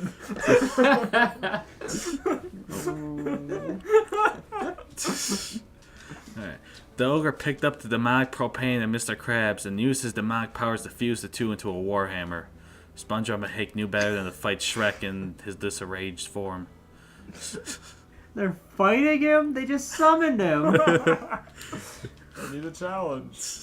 SpongeBob gripped the clarinet and told Hank to grab on it too. Or what? Oh, sorry.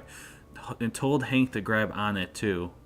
When Hank touched the instrument, they suddenly fused together to create Hank Bob Hill Pants.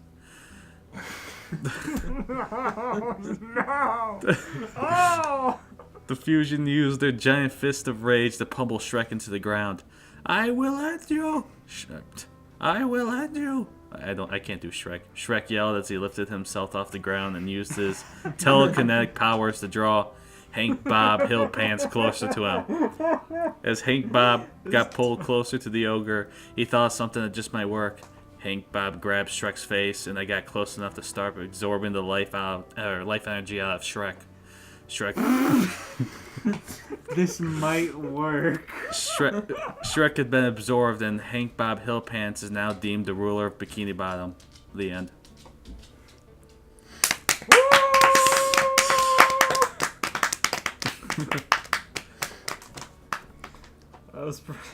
What was the point of that?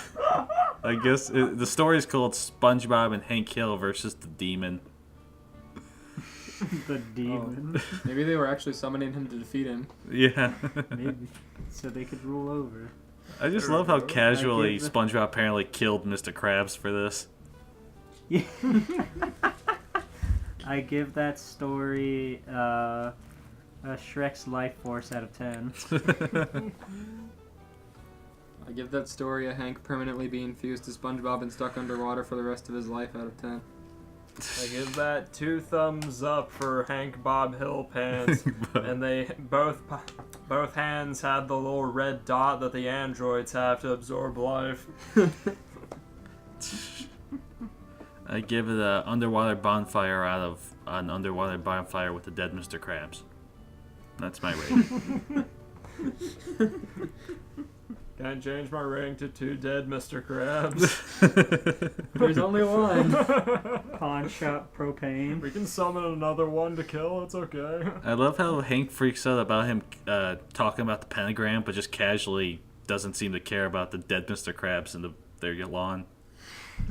They stole Squidward's clarinet. Yeah. A fucking Patara clarinet they have. Alright. One more story from the Big Cleve. Ooh. Alright, my turn. What you got? Yep, Hank Hill said. Yep, Bill Dotrieve and Dale Gribble echoed. Boomhauer added. Did you get your air conditioning fixed yesterday, Dale? Hank asked idly, wiping sweat off his forehead. It was very hot. It was a very hot day in Texas, and the alley was like an oven. The beer cans the 3 friends held were already dripping with condensation. Yeah, Dale said. I got fixed by the black man that Lady Bird tried to kill. That actually happened, too. Guy. Yeah. She wasn't trying to kill him, Dale. Hank snapped. She was just scared he might not fix the AC well enough. It sure is a hot one, Bill said, but the conversation fell silent. It seemed the weather was the only thing to talk about, and that had already gotten boring.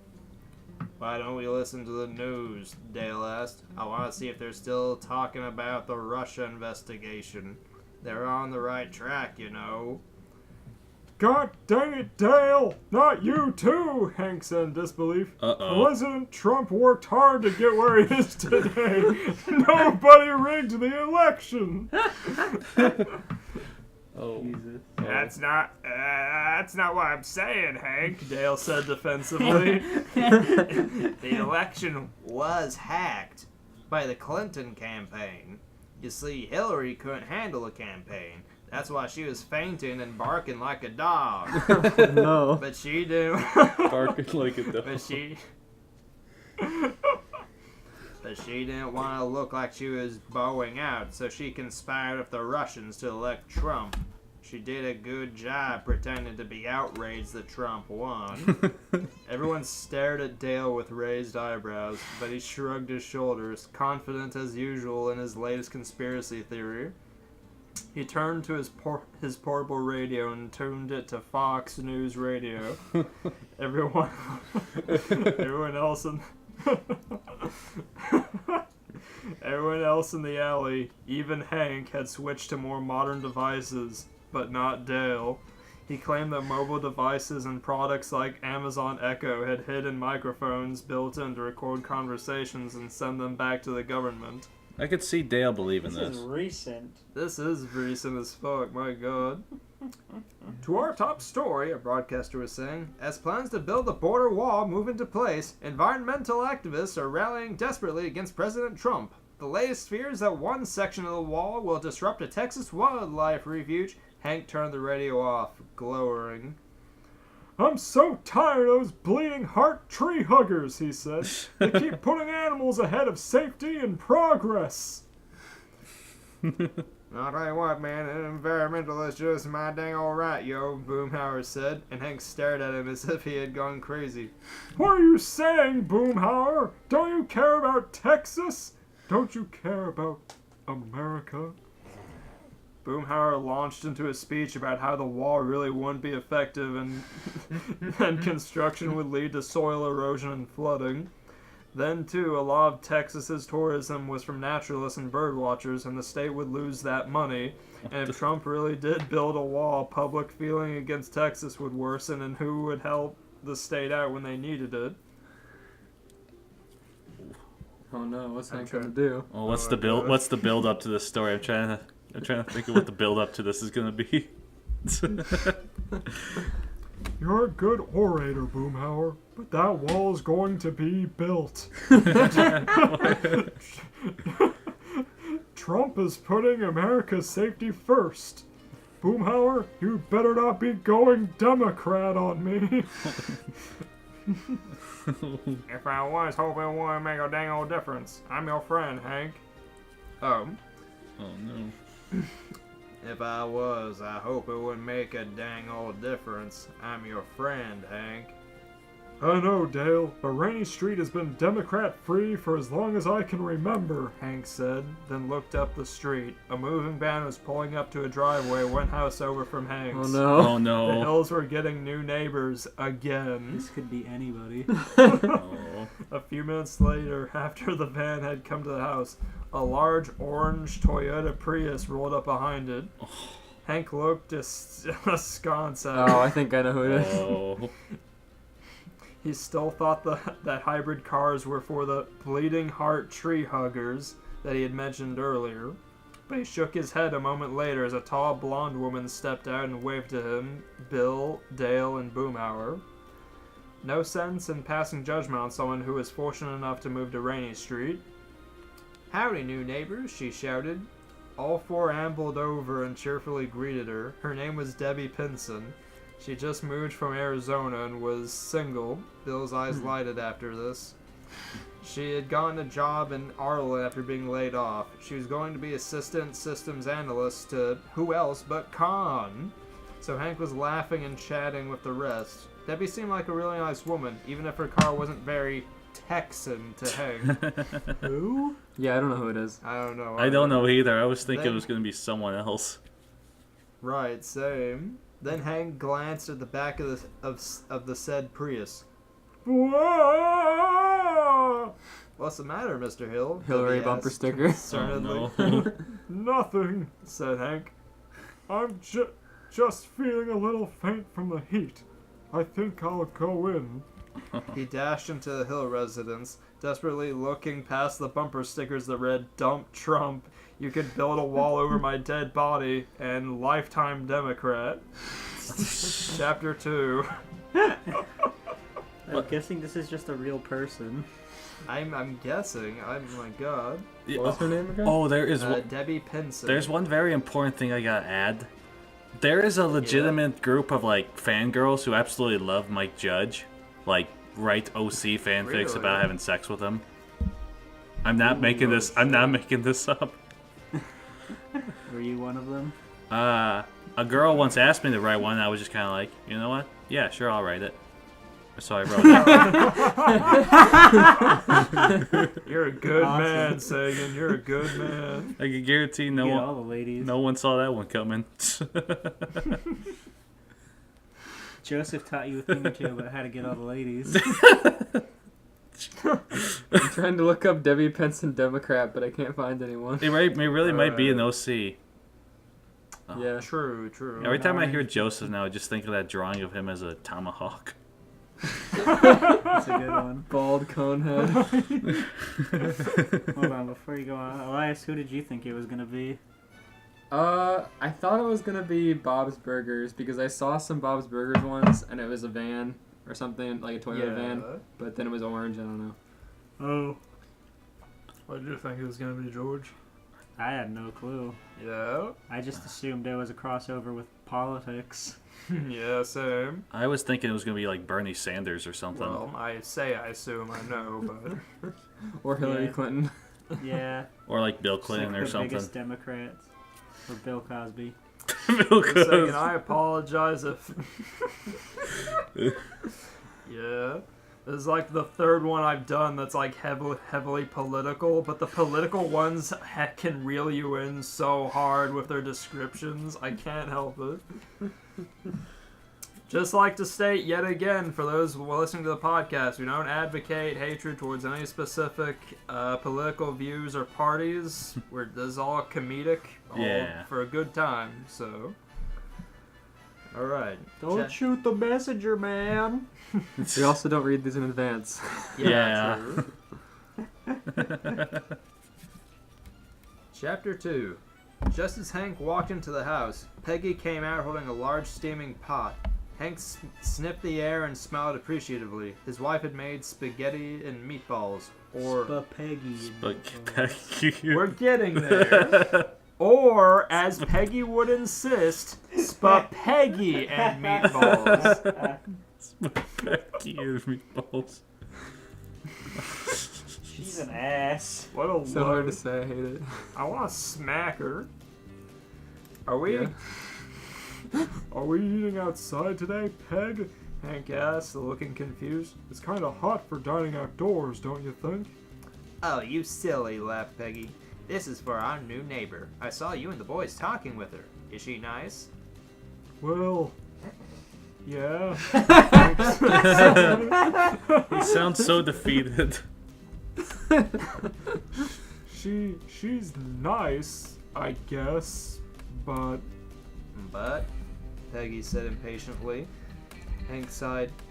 I don't mind you and Bobby being friendly to her, but don't get too chummy with her, would ya? Hank, stop being around the bush. What's wrong with... What's her name, anyway? Debbie Pinson, and there's nothing wrong with her, strictly speaking. It's just that she's a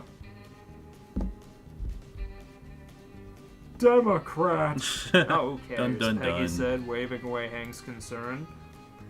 She has a bumper sticker that suggests she wants to impeach Donald Trump, our president.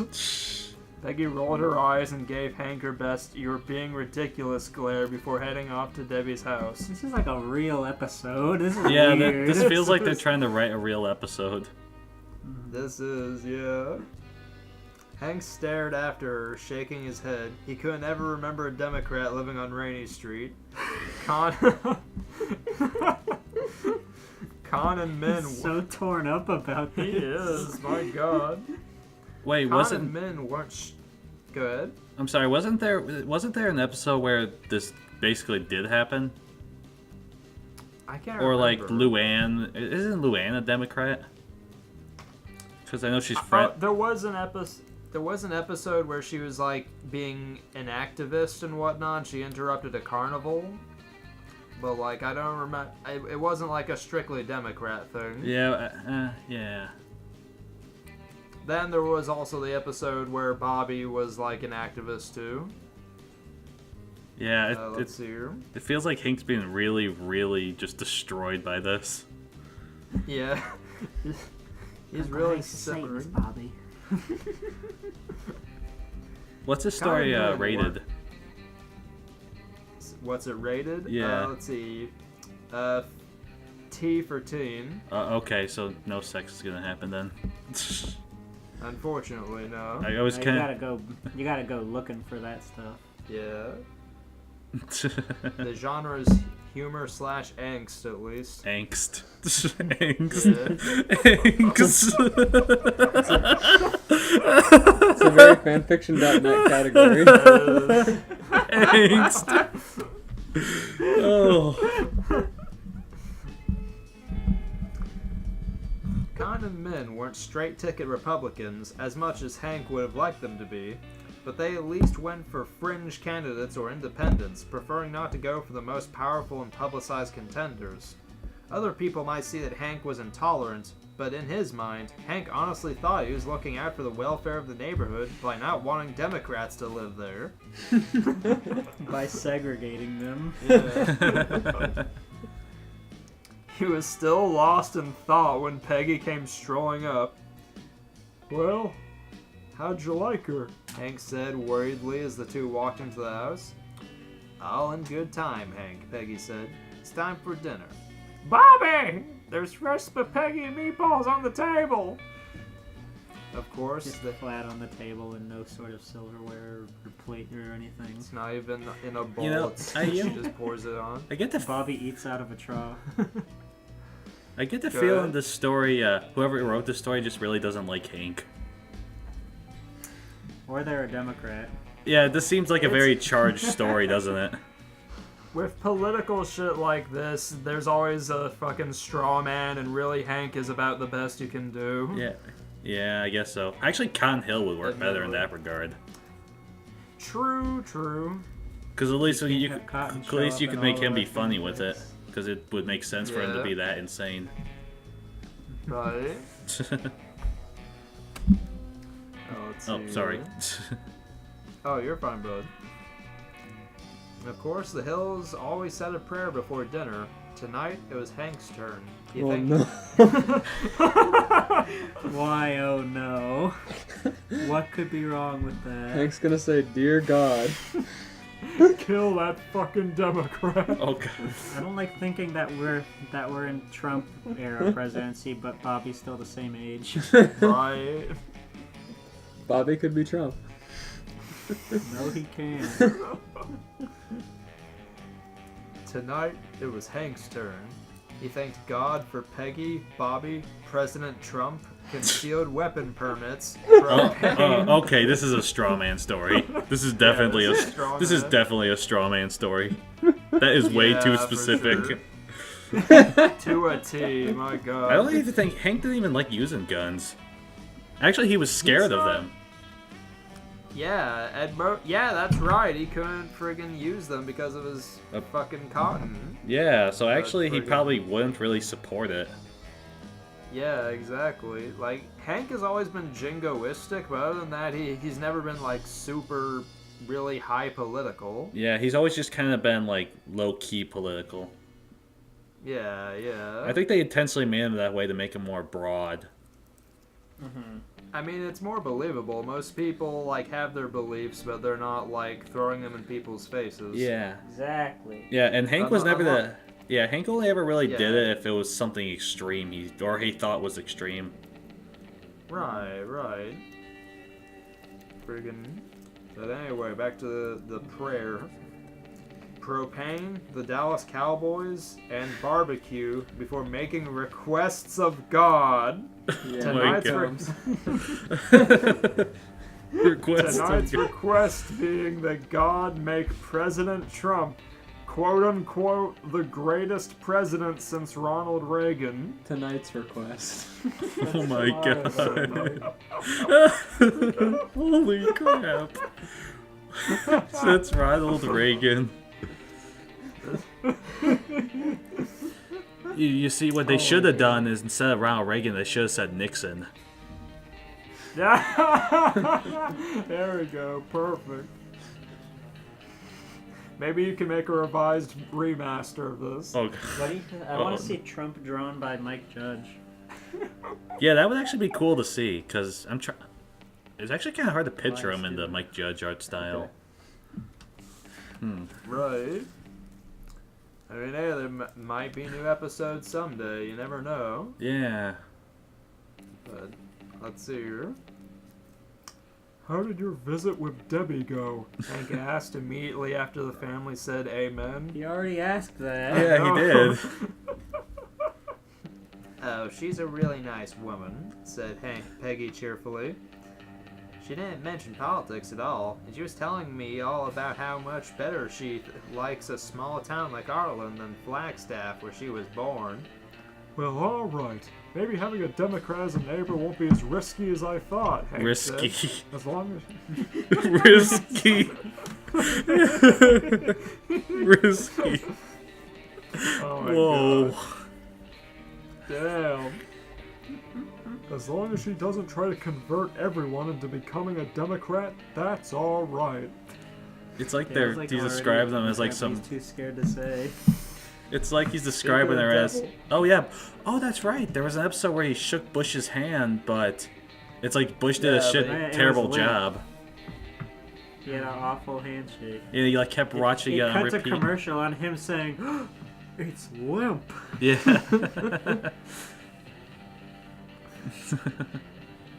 What a weird premise for an episode. My God. That's probably the most. I think that's the most political Hank has actually been in the show, if I remember correctly. True. Yeah, I think so. But even then, that was very broad because it's like guy likes George Bush, but Yeah. then doesn't because he has a bad handshake. Boy, Bush looks really, really young in that. He does. There's nothing wrong with Democrats, Bobby said, but only because he felt ignored. What? Damn. Connie says that Mrs. Clinton would have made things more fair for women. Wouldn't you want things to be more fair for women? Damn! Oh God, Oh, Bobby no, turned he into a just fedora opened a nerd. can. Oh shit, Bobby. Bobby's fixing to fucking throw up. He just opened a can of whoop ass. Oh shit. Oh God. Don't mention CLINTON in this house, Bobby. What the? Hank said severely. That woman didn't want to make America great again. Oh my.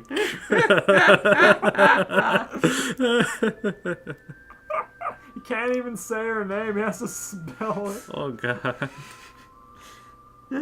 Oh my God. Lolly Clinton. Oh yeah, the Lolly Clinton from I think Shadman, right? Yeah, it was Shad. Yeah, that was the first. Steven's best friend. That was the first time I I love ever. that boy. That was the first time I ever actually saw one of Shadman's art or pieces of art. Was it life changing? It was because I was like, huh, I never thought I'd see this in my life. Like yeah, like 2017 was Shadman's year because he like did a bunch of our like memes and stuff. It's when he really grew. It was like, yeah, That man is crazy. I love him. He's Oh my like gone into hiding. He's got, he's got on Twitter. He mainly posts the occasional lewd, a comic series he does now and then, but mainly he posts like Tame. promiscuous pictures. Yeah, that's I very. hope Shadman will one day come on our podcast. It's incredibly tame compared to what he used to post on Twitter. He's Yeah, probably just like bored fighting people all day. Well, there was Yeah. that big controversy when a bunch of people went after him.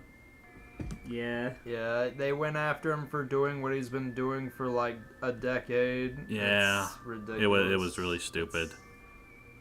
I agree. It's. But yeah, It is what it is. I ain't one to say why people can't be mad at the guy. But yeah, in my experience, he's a sweetheart. yeah. He's a really nice guy. He just draws crazy stuff. Yeah. Just like Steven. I'll get there one day. Just you wait. What does that mean? I haven't fully embraced drawing crazy shit yet, but I'll get there one day. Elias is doing it right now. Shadman's actually was one of my inspirations to continue writing crazy stuff. Oh really? Okay. Because I was kind of like, well, if this guy could just write stuff like or draw stuff like this, I could probably just write crazy stuff too. Right. You're just ridiculous, over the top stuff that just will make people upset. It's I'm very sorry, what'd good you say? content. I mean, that was never. Oh, he's like, a his very goal. good artist. Like he's incredibly good. Yeah.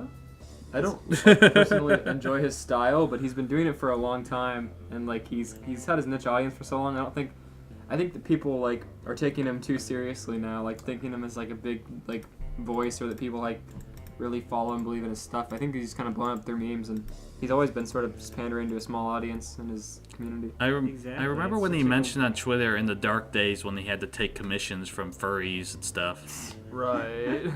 The dark days. That's what he called remember it. too, actually. Like probably like 5 to 10 years ago, I remember seeing him doing like furry stuff, and I was like, "This is weird." But I guess Yeah, that was probably apparently why. he really didn't like doing that either, I can but he needed understand the money. He just needed But, the like, money. He never really drew animals, so I could see why. Interesting Yeah. hobby to draw. Probably because they were really gross too. I can attest to that. The weirdest commission I ever got back when I first started getting serious with art was a Sonic the Hedgehog picture, and it was Silver getting his dick flattened by a steamroller. Why didn't I Whoa. see that? Because I didn't fucking do it. Oh. Refused. I was like... And the worst part is turning the person down, because you have to think of a way of saying it lightly in a way that's not going to offend or kink shame. I remember I wasn't even like that good of an artist, and someone asked me to draw Pregnant Mercy, and I did it, and then they asked me to draw another Pregnant Mercy. I'm like, alright. This has got to stop. Oh my I god. think one of my favorite stories I've heard, there was this one guy who would go around and ask artists to draw pictures of like rich blonde women buying things at a grocery store, and that was his fetish. Whoa. I would do that. Yeah. But he was like, alright, I have more work for you. Alright, she's like ready to burst, like 8.5 months, and she's going into battle. She's got that blue vein on her stomach, you know what I'm saying? Oh, And I was no. like, I'm sorry, I can't do this anymore. Yeah. And he's like, no problem. You're just like, I want out, I'm sorry. And then he like slowly faded out of liking my other posts. Oh, That's good at least. one time, this wasn't a request, but someone wanted me to do a gay SpongeBob Yowie roleplay with them. And Whoa. you did. No, I didn't do it. They just kind of randomly asked me in DMs one day. I'm just like, I'm not really into that. But he said, it's okay, you could be Gary. It's not gay if it's with an animal. And I was just kind of like, Oh my god. Just say meow, I guess. Oh my god. Elias, you say something funny that happened to you. I feel like I've done like role playing, like unintentionally, like in community. I used to be in so many forums and like everything I did along to like in the 2000s. Right. So like I would just like consequentially be in a lot of like situations like that where more prominent members of whatever forum would be talking in like group chats and stuff, and it would just like I'd be like, all right.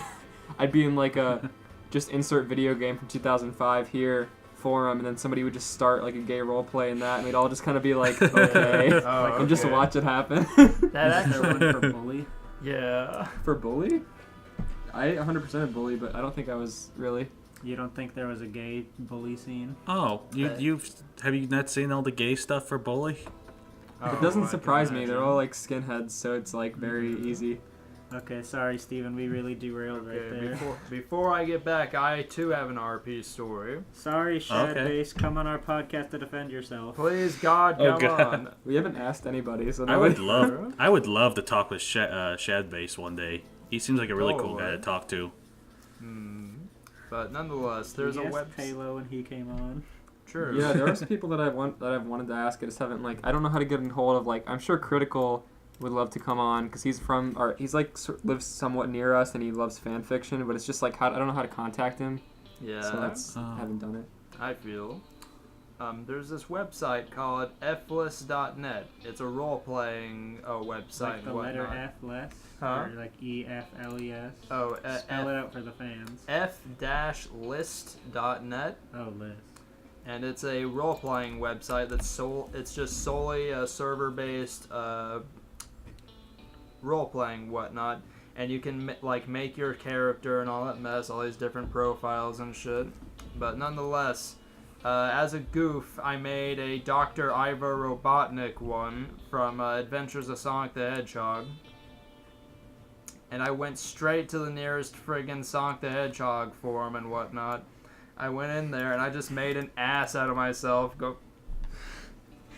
I'm not happy while I'm singing the chat, but I mean, more power to him. You like literally stopped and convulsed at the sight of what you just sent to the chat, Sagan. It took. The bully That's what I'm saying. episode.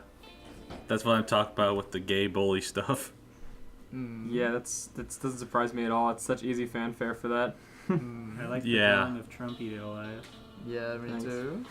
Alright, I'm just gonna get back to the story. I'll save that for another time. Nonetheless. John Sorry. Redcorn said that America isn't great. It's just that it's gotten better than it had been, Bobby said, remembering the Native American stories of his heritage. Bobby? What the Room! heck? Hank snapped, waving his son away. They didn't even finish eating. Alright, this is over at Debbie's house. Debbie invited her neighbors for a get-to-know-you barbecue. Everyone on Rainy Street was invited. They could smell burgers and German sausages frying, and everyone sniffed appreciatively, except for Hank, who looked askance at the grill. It's charcoal, isn't it? Hey, an electric grill, Con said wickedly, looking slyly at Mr. Ill. Hank, here's the first non-propane grill on Rainy Street. Oh, this is tearing him up. Electric! Hank exclaimed, horrified. Oh Don't my worry, the god, food will I take- just realized something. What? Debbie's gonna be a Mary Sue. Yeah. I can already see it. She's perfect in every way. There you go. She's And then she's Democrat, like, Hank hates her for blonde. no reason. She has all the writing signs. Oh no. Right. Yeah. Don't worry. The food will taste just as good as charcoal grilled food with my secret spices, Debbie said, handing Hank a plate with a hamburger on it. Charcoal! Sputtered Hank. Is he okay, Peggy? Debbie asked, raising an eyebrow. He's fine. He's just very particular about grilling, said Peggy. He doesn't mean to sound rude. Do you, Hank? Peggy jabbed her husband in the ribs, and Hank nodded half-heartedly. I just think the propane makes a better meat, Hank said. You see, I'm assistant manager at Strickland Propane. I sell propane and propane accessories. Ever since I learned that a propane grill really brings out the flavor of meat. Would you consider grilling with charcoal or electric? Debbie said politely. Propane is bad for the environment. This was enough for Hank. no. Come on, Peggy, Bobby, we're leaving. He snapped as he dropped his plate on the nearest table. Oh, I thought he was just gonna drop it on the grass. Right? Routed his humiliated wife and son and hurried them wordlessly out of Debbie's yard, leaving their neighbors staring after them. Look at the redneck run! Con exclaimed gleefully. In the meantime, the Hills were back in their house, but Peggy wasn't going to let Hank walk away. She confronted him, still looking embarrassed and furious. That was humiliating. She exclaimed after telling Bobby to go to his room. She didn't Again. want to fight in front of her son. Debbie was being perfectly nice. This wouldn't have happened if you hadn't acted like Debbie. Using an electric grill is akin to being a traitor. Well, she didn't have to say what... Well, did bad have- news, Peggy. It is. Well, she didn't have to say what she did about propane either, Hank said. She was just explaining why she doesn't use propane, Hank, Peggy said. She was... Hank tried to argue, but then fell silent. Maybe I was wrong to act like I did. Debbie's a bleeding heart tree hugger, I'll tell you what. His I'm favorite not- insult. I don't think he's ever said that in the show once. Never, no. They're making Oh, up for crap. lost times. Debbie is blonde too. Oh shit. She has all the Mary Sue rating signs. She's perfect. All of it, oh my god. She's blonde. She's a Democrat. I'm not gonna talk to her ever again. I am, said Peggy, marching away. That was really rude of you, Hank, Bill said later that day as the alley gang gathered Oh, I thought he together. was just like standing in their kitchen doorway. That was very rude of you. You're just sticking up for her because you want her to go out with you, Hank grumbled, unusually nasty to his friend. I'll tell you what, Hank, that dang old shame you did, Boomhauer told Hank. Dale, Hank ventured. Dale isn't here, Dale said. This is Rusty Shackelford. I don't get involved in disputes of virtual strangers. Hank sighed as he looked at the unmoving faces of his friends, feeling for the first time a sense of guilt. He glanced towards Debbie's house and saw her. For the first time? Yeah. First time? He's felt guilty a crap ton of times. This is the first time he's felt guilty about a Democrat. Well, there was the episode where like this girl wanted to die in his house, and he went let her. And when she ended up dying, everyone was kind of pissed, and he started feeling really guilty about it. Ah, Yeah. So yeah, he's felt That guilty was a before. crazy Christmas special. that was. Yeah. That was a very extreme Christmas special to do. Oh, yeah. He glanced towards Debbie's house and saw her arranging a rock garden on her front lawn. She's a Mary Sue. Fuck me. Oh yeah, she's Hank definitely took- a Mary Sue. Yeah. Hank took a deep breath and headed for his slice of humble pie. Hey there, Debbie. Hank said slowly. Oh. Hi, Hank, Debbie said awkwardly. How are things? Not very good, Hank said. I came to apologize. A Texan and an American should have been more neighborly. I know you didn't mean any harm when you explained why you don't want to grill propane. I promise, I'll be at your next barbecue. With Peggy and Bobby, of course. Bill says your grilled German sausages were really good. Debbie smiled. Thank you, Hank. That was really gracious of you. What are neighbors for? Hank said happily. The following morning, Hank went cheerfully to work. So what if someone didn't grill propane? They were missing out, he thought, but many other people used propane. He even sold 10 grills before he had to clock out and go home. Wow. 10 grills. It's a lot of grills. Damn. That's like as many as they can fit in the store. Yeah. I work Dude, like- at Home Depot, and I could tell you 10 grills is very lucky for us to sell. So a small place like that selling that many is amazing. Right. He's in a good mood. Good $4,000 day at least. Yeah. The Shark Kings. So it was a cheerful Hank who walked into the door of the Hill residence until he heard a familiar voice saying, I didn't know Hillary Clinton was so talented, Mrs. Pinson. I'll write all about her now. My American history professor says I better do well in this essay if I want to... What are you telling my niece? Hank No! shouted. Luann's been corrupted! What are you no. telling my niece? Hank shouted, storming into the living room. Debbie and Luann were sitting on the couch, and Luann was scribbling frantically in a notebook. Uncle Hank, Luann said, Miss Pinson's just helping me write an essay for my history class. I need to pass because it's a required class if I want to become a beautician. She's still chewing the hat. Why is a history test required for that? You Wow, could this have is asked very. me about... This story is. Yeah. You could have asked me about really talented women, like Lady Bird Johnson or Laura Bush. I thought he was just gonna say his dog. Yeah, me too. Yeah. Lady Bird, she's talented. Shut up, Uncle Hank, Luann said, Jesus. her normally Oh my passive God. voice harsh. She's never It's that okay. like mean like that. Not when Yeah. she was a Republican. She never spoke up against Hank, yeah. So wait, Now is this she's a story Democrat. telling us that her being a Democrat makes her more aggressive? Yes. Oh my God. Oh, jeez. Sounds like being a Democrat's bad for you. Oh my I better God. see what's Oh going my on God. the right side of things. It's Oh. okay, Luann. I'll leave, Debbie said hastily, and she hurried out of the house. After that, there was absolute silence. Hank opened his mouth to speak, changed his mind, and slunk away. Just a few minutes after that, Peggy came back from a trip to the grocery store, and Luann poured out her frustrated story. And Hank nearly leapt 1,000 feet in the air when his wife came reeling into their bedroom. I could kill you, Hankel! For what? Oh Alright, God. final chapter. Whoa.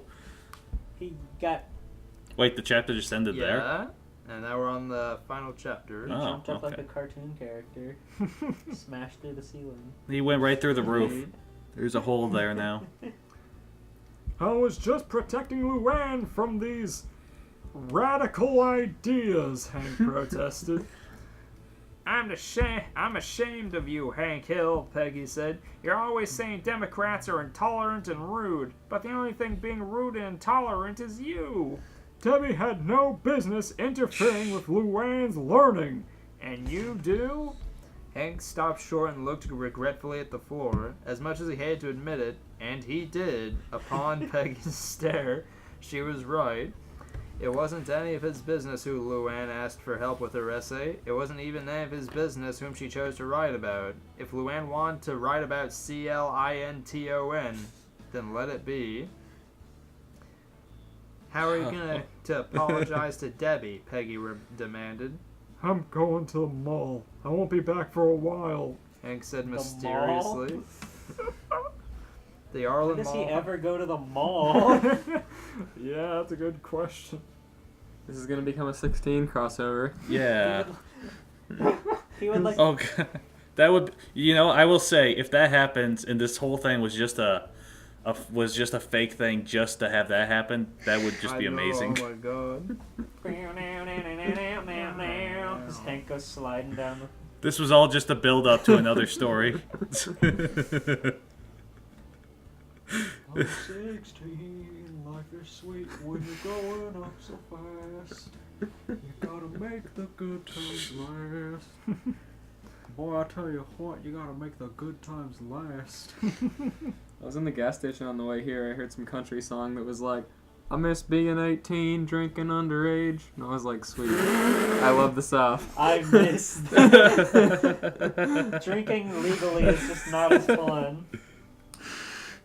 The Arlen Mall was crowded, but Hank only needed one store. He made his way through the throngs and soon found himself at Ink Blot Books, heading to the autobiography section right away. His eyes scanned the titles quickly, and he found the book he wanted to buy. It took all of Hank's self-control not to give up on this idea right away, but he'd been horrible to Debbie and was determined to make it up to her. It was no easy task to knock on Debbie's door, for Hank felt humiliated. He had only himself to blame, however, so he gave Debbie his most apologetic smile when she opened the door, as well as the book, which he had wrapped in paper with the Texas flag design on it. Open it, he said quickly. I know what it's gonna be. Debbie gazed at her neighbor with Mein stony Kampf. eyes, but she dutifully tore open the package. She saw what Hank had gotten her. She gasped in surprise. Where is Hank Hill, and what have you done with him? She said with a grin. Just my way of apologizing. Again, Hank muttered, feeling oddly shy. This is like a real This episode. is... Like, it's got like the weird like cutaways and then like him going to where he needs to go. Yeah. It's like plot, climax, resolution. I thought you might... That's the weird thing of this story. It's clear whoever wrote this likes King of the Right. Hill, but they ruined Hank's character for some Yeah. reason. My god. I thought you might find it interesting. It might help you give Luann some pointers on her essay. Debbie smiled. Good idea. On that hot summer afternoon, Debbie sat contentedly in the shade of the backyard tree, sipping lemonade and reading the book that Hank Hill had purchased for her. Hard Choices by Hillary Clinton. And that's the end. Ooh. What the? I rate that story an actual like Hulu rating episode of King of the Hill Yeah. because that's exactly what it was. This was last updated in November, my god. That's crazy. Yeah. I can tell too. Go I wonder ahead. I wonder how Mike Judge would react if he read Let's that. get him on the podcast, see how he feels. Let's send him this recording. Let's get Mike Judge and Chad Mayer on the podcast at the same time. What a combination. Oh, get Mike Judge on a show, but do nothing but talk about the Good Family. Welcome to our Good Family episode of the podcast. We're gonna read all 3 Good Family fan fictions. Welcome to the Good Cast, where Good Family is all we can do. So, Mike Judge, what do you have to say about our favorite show ever, The Good Family? I thought it was hilarious when the dog died.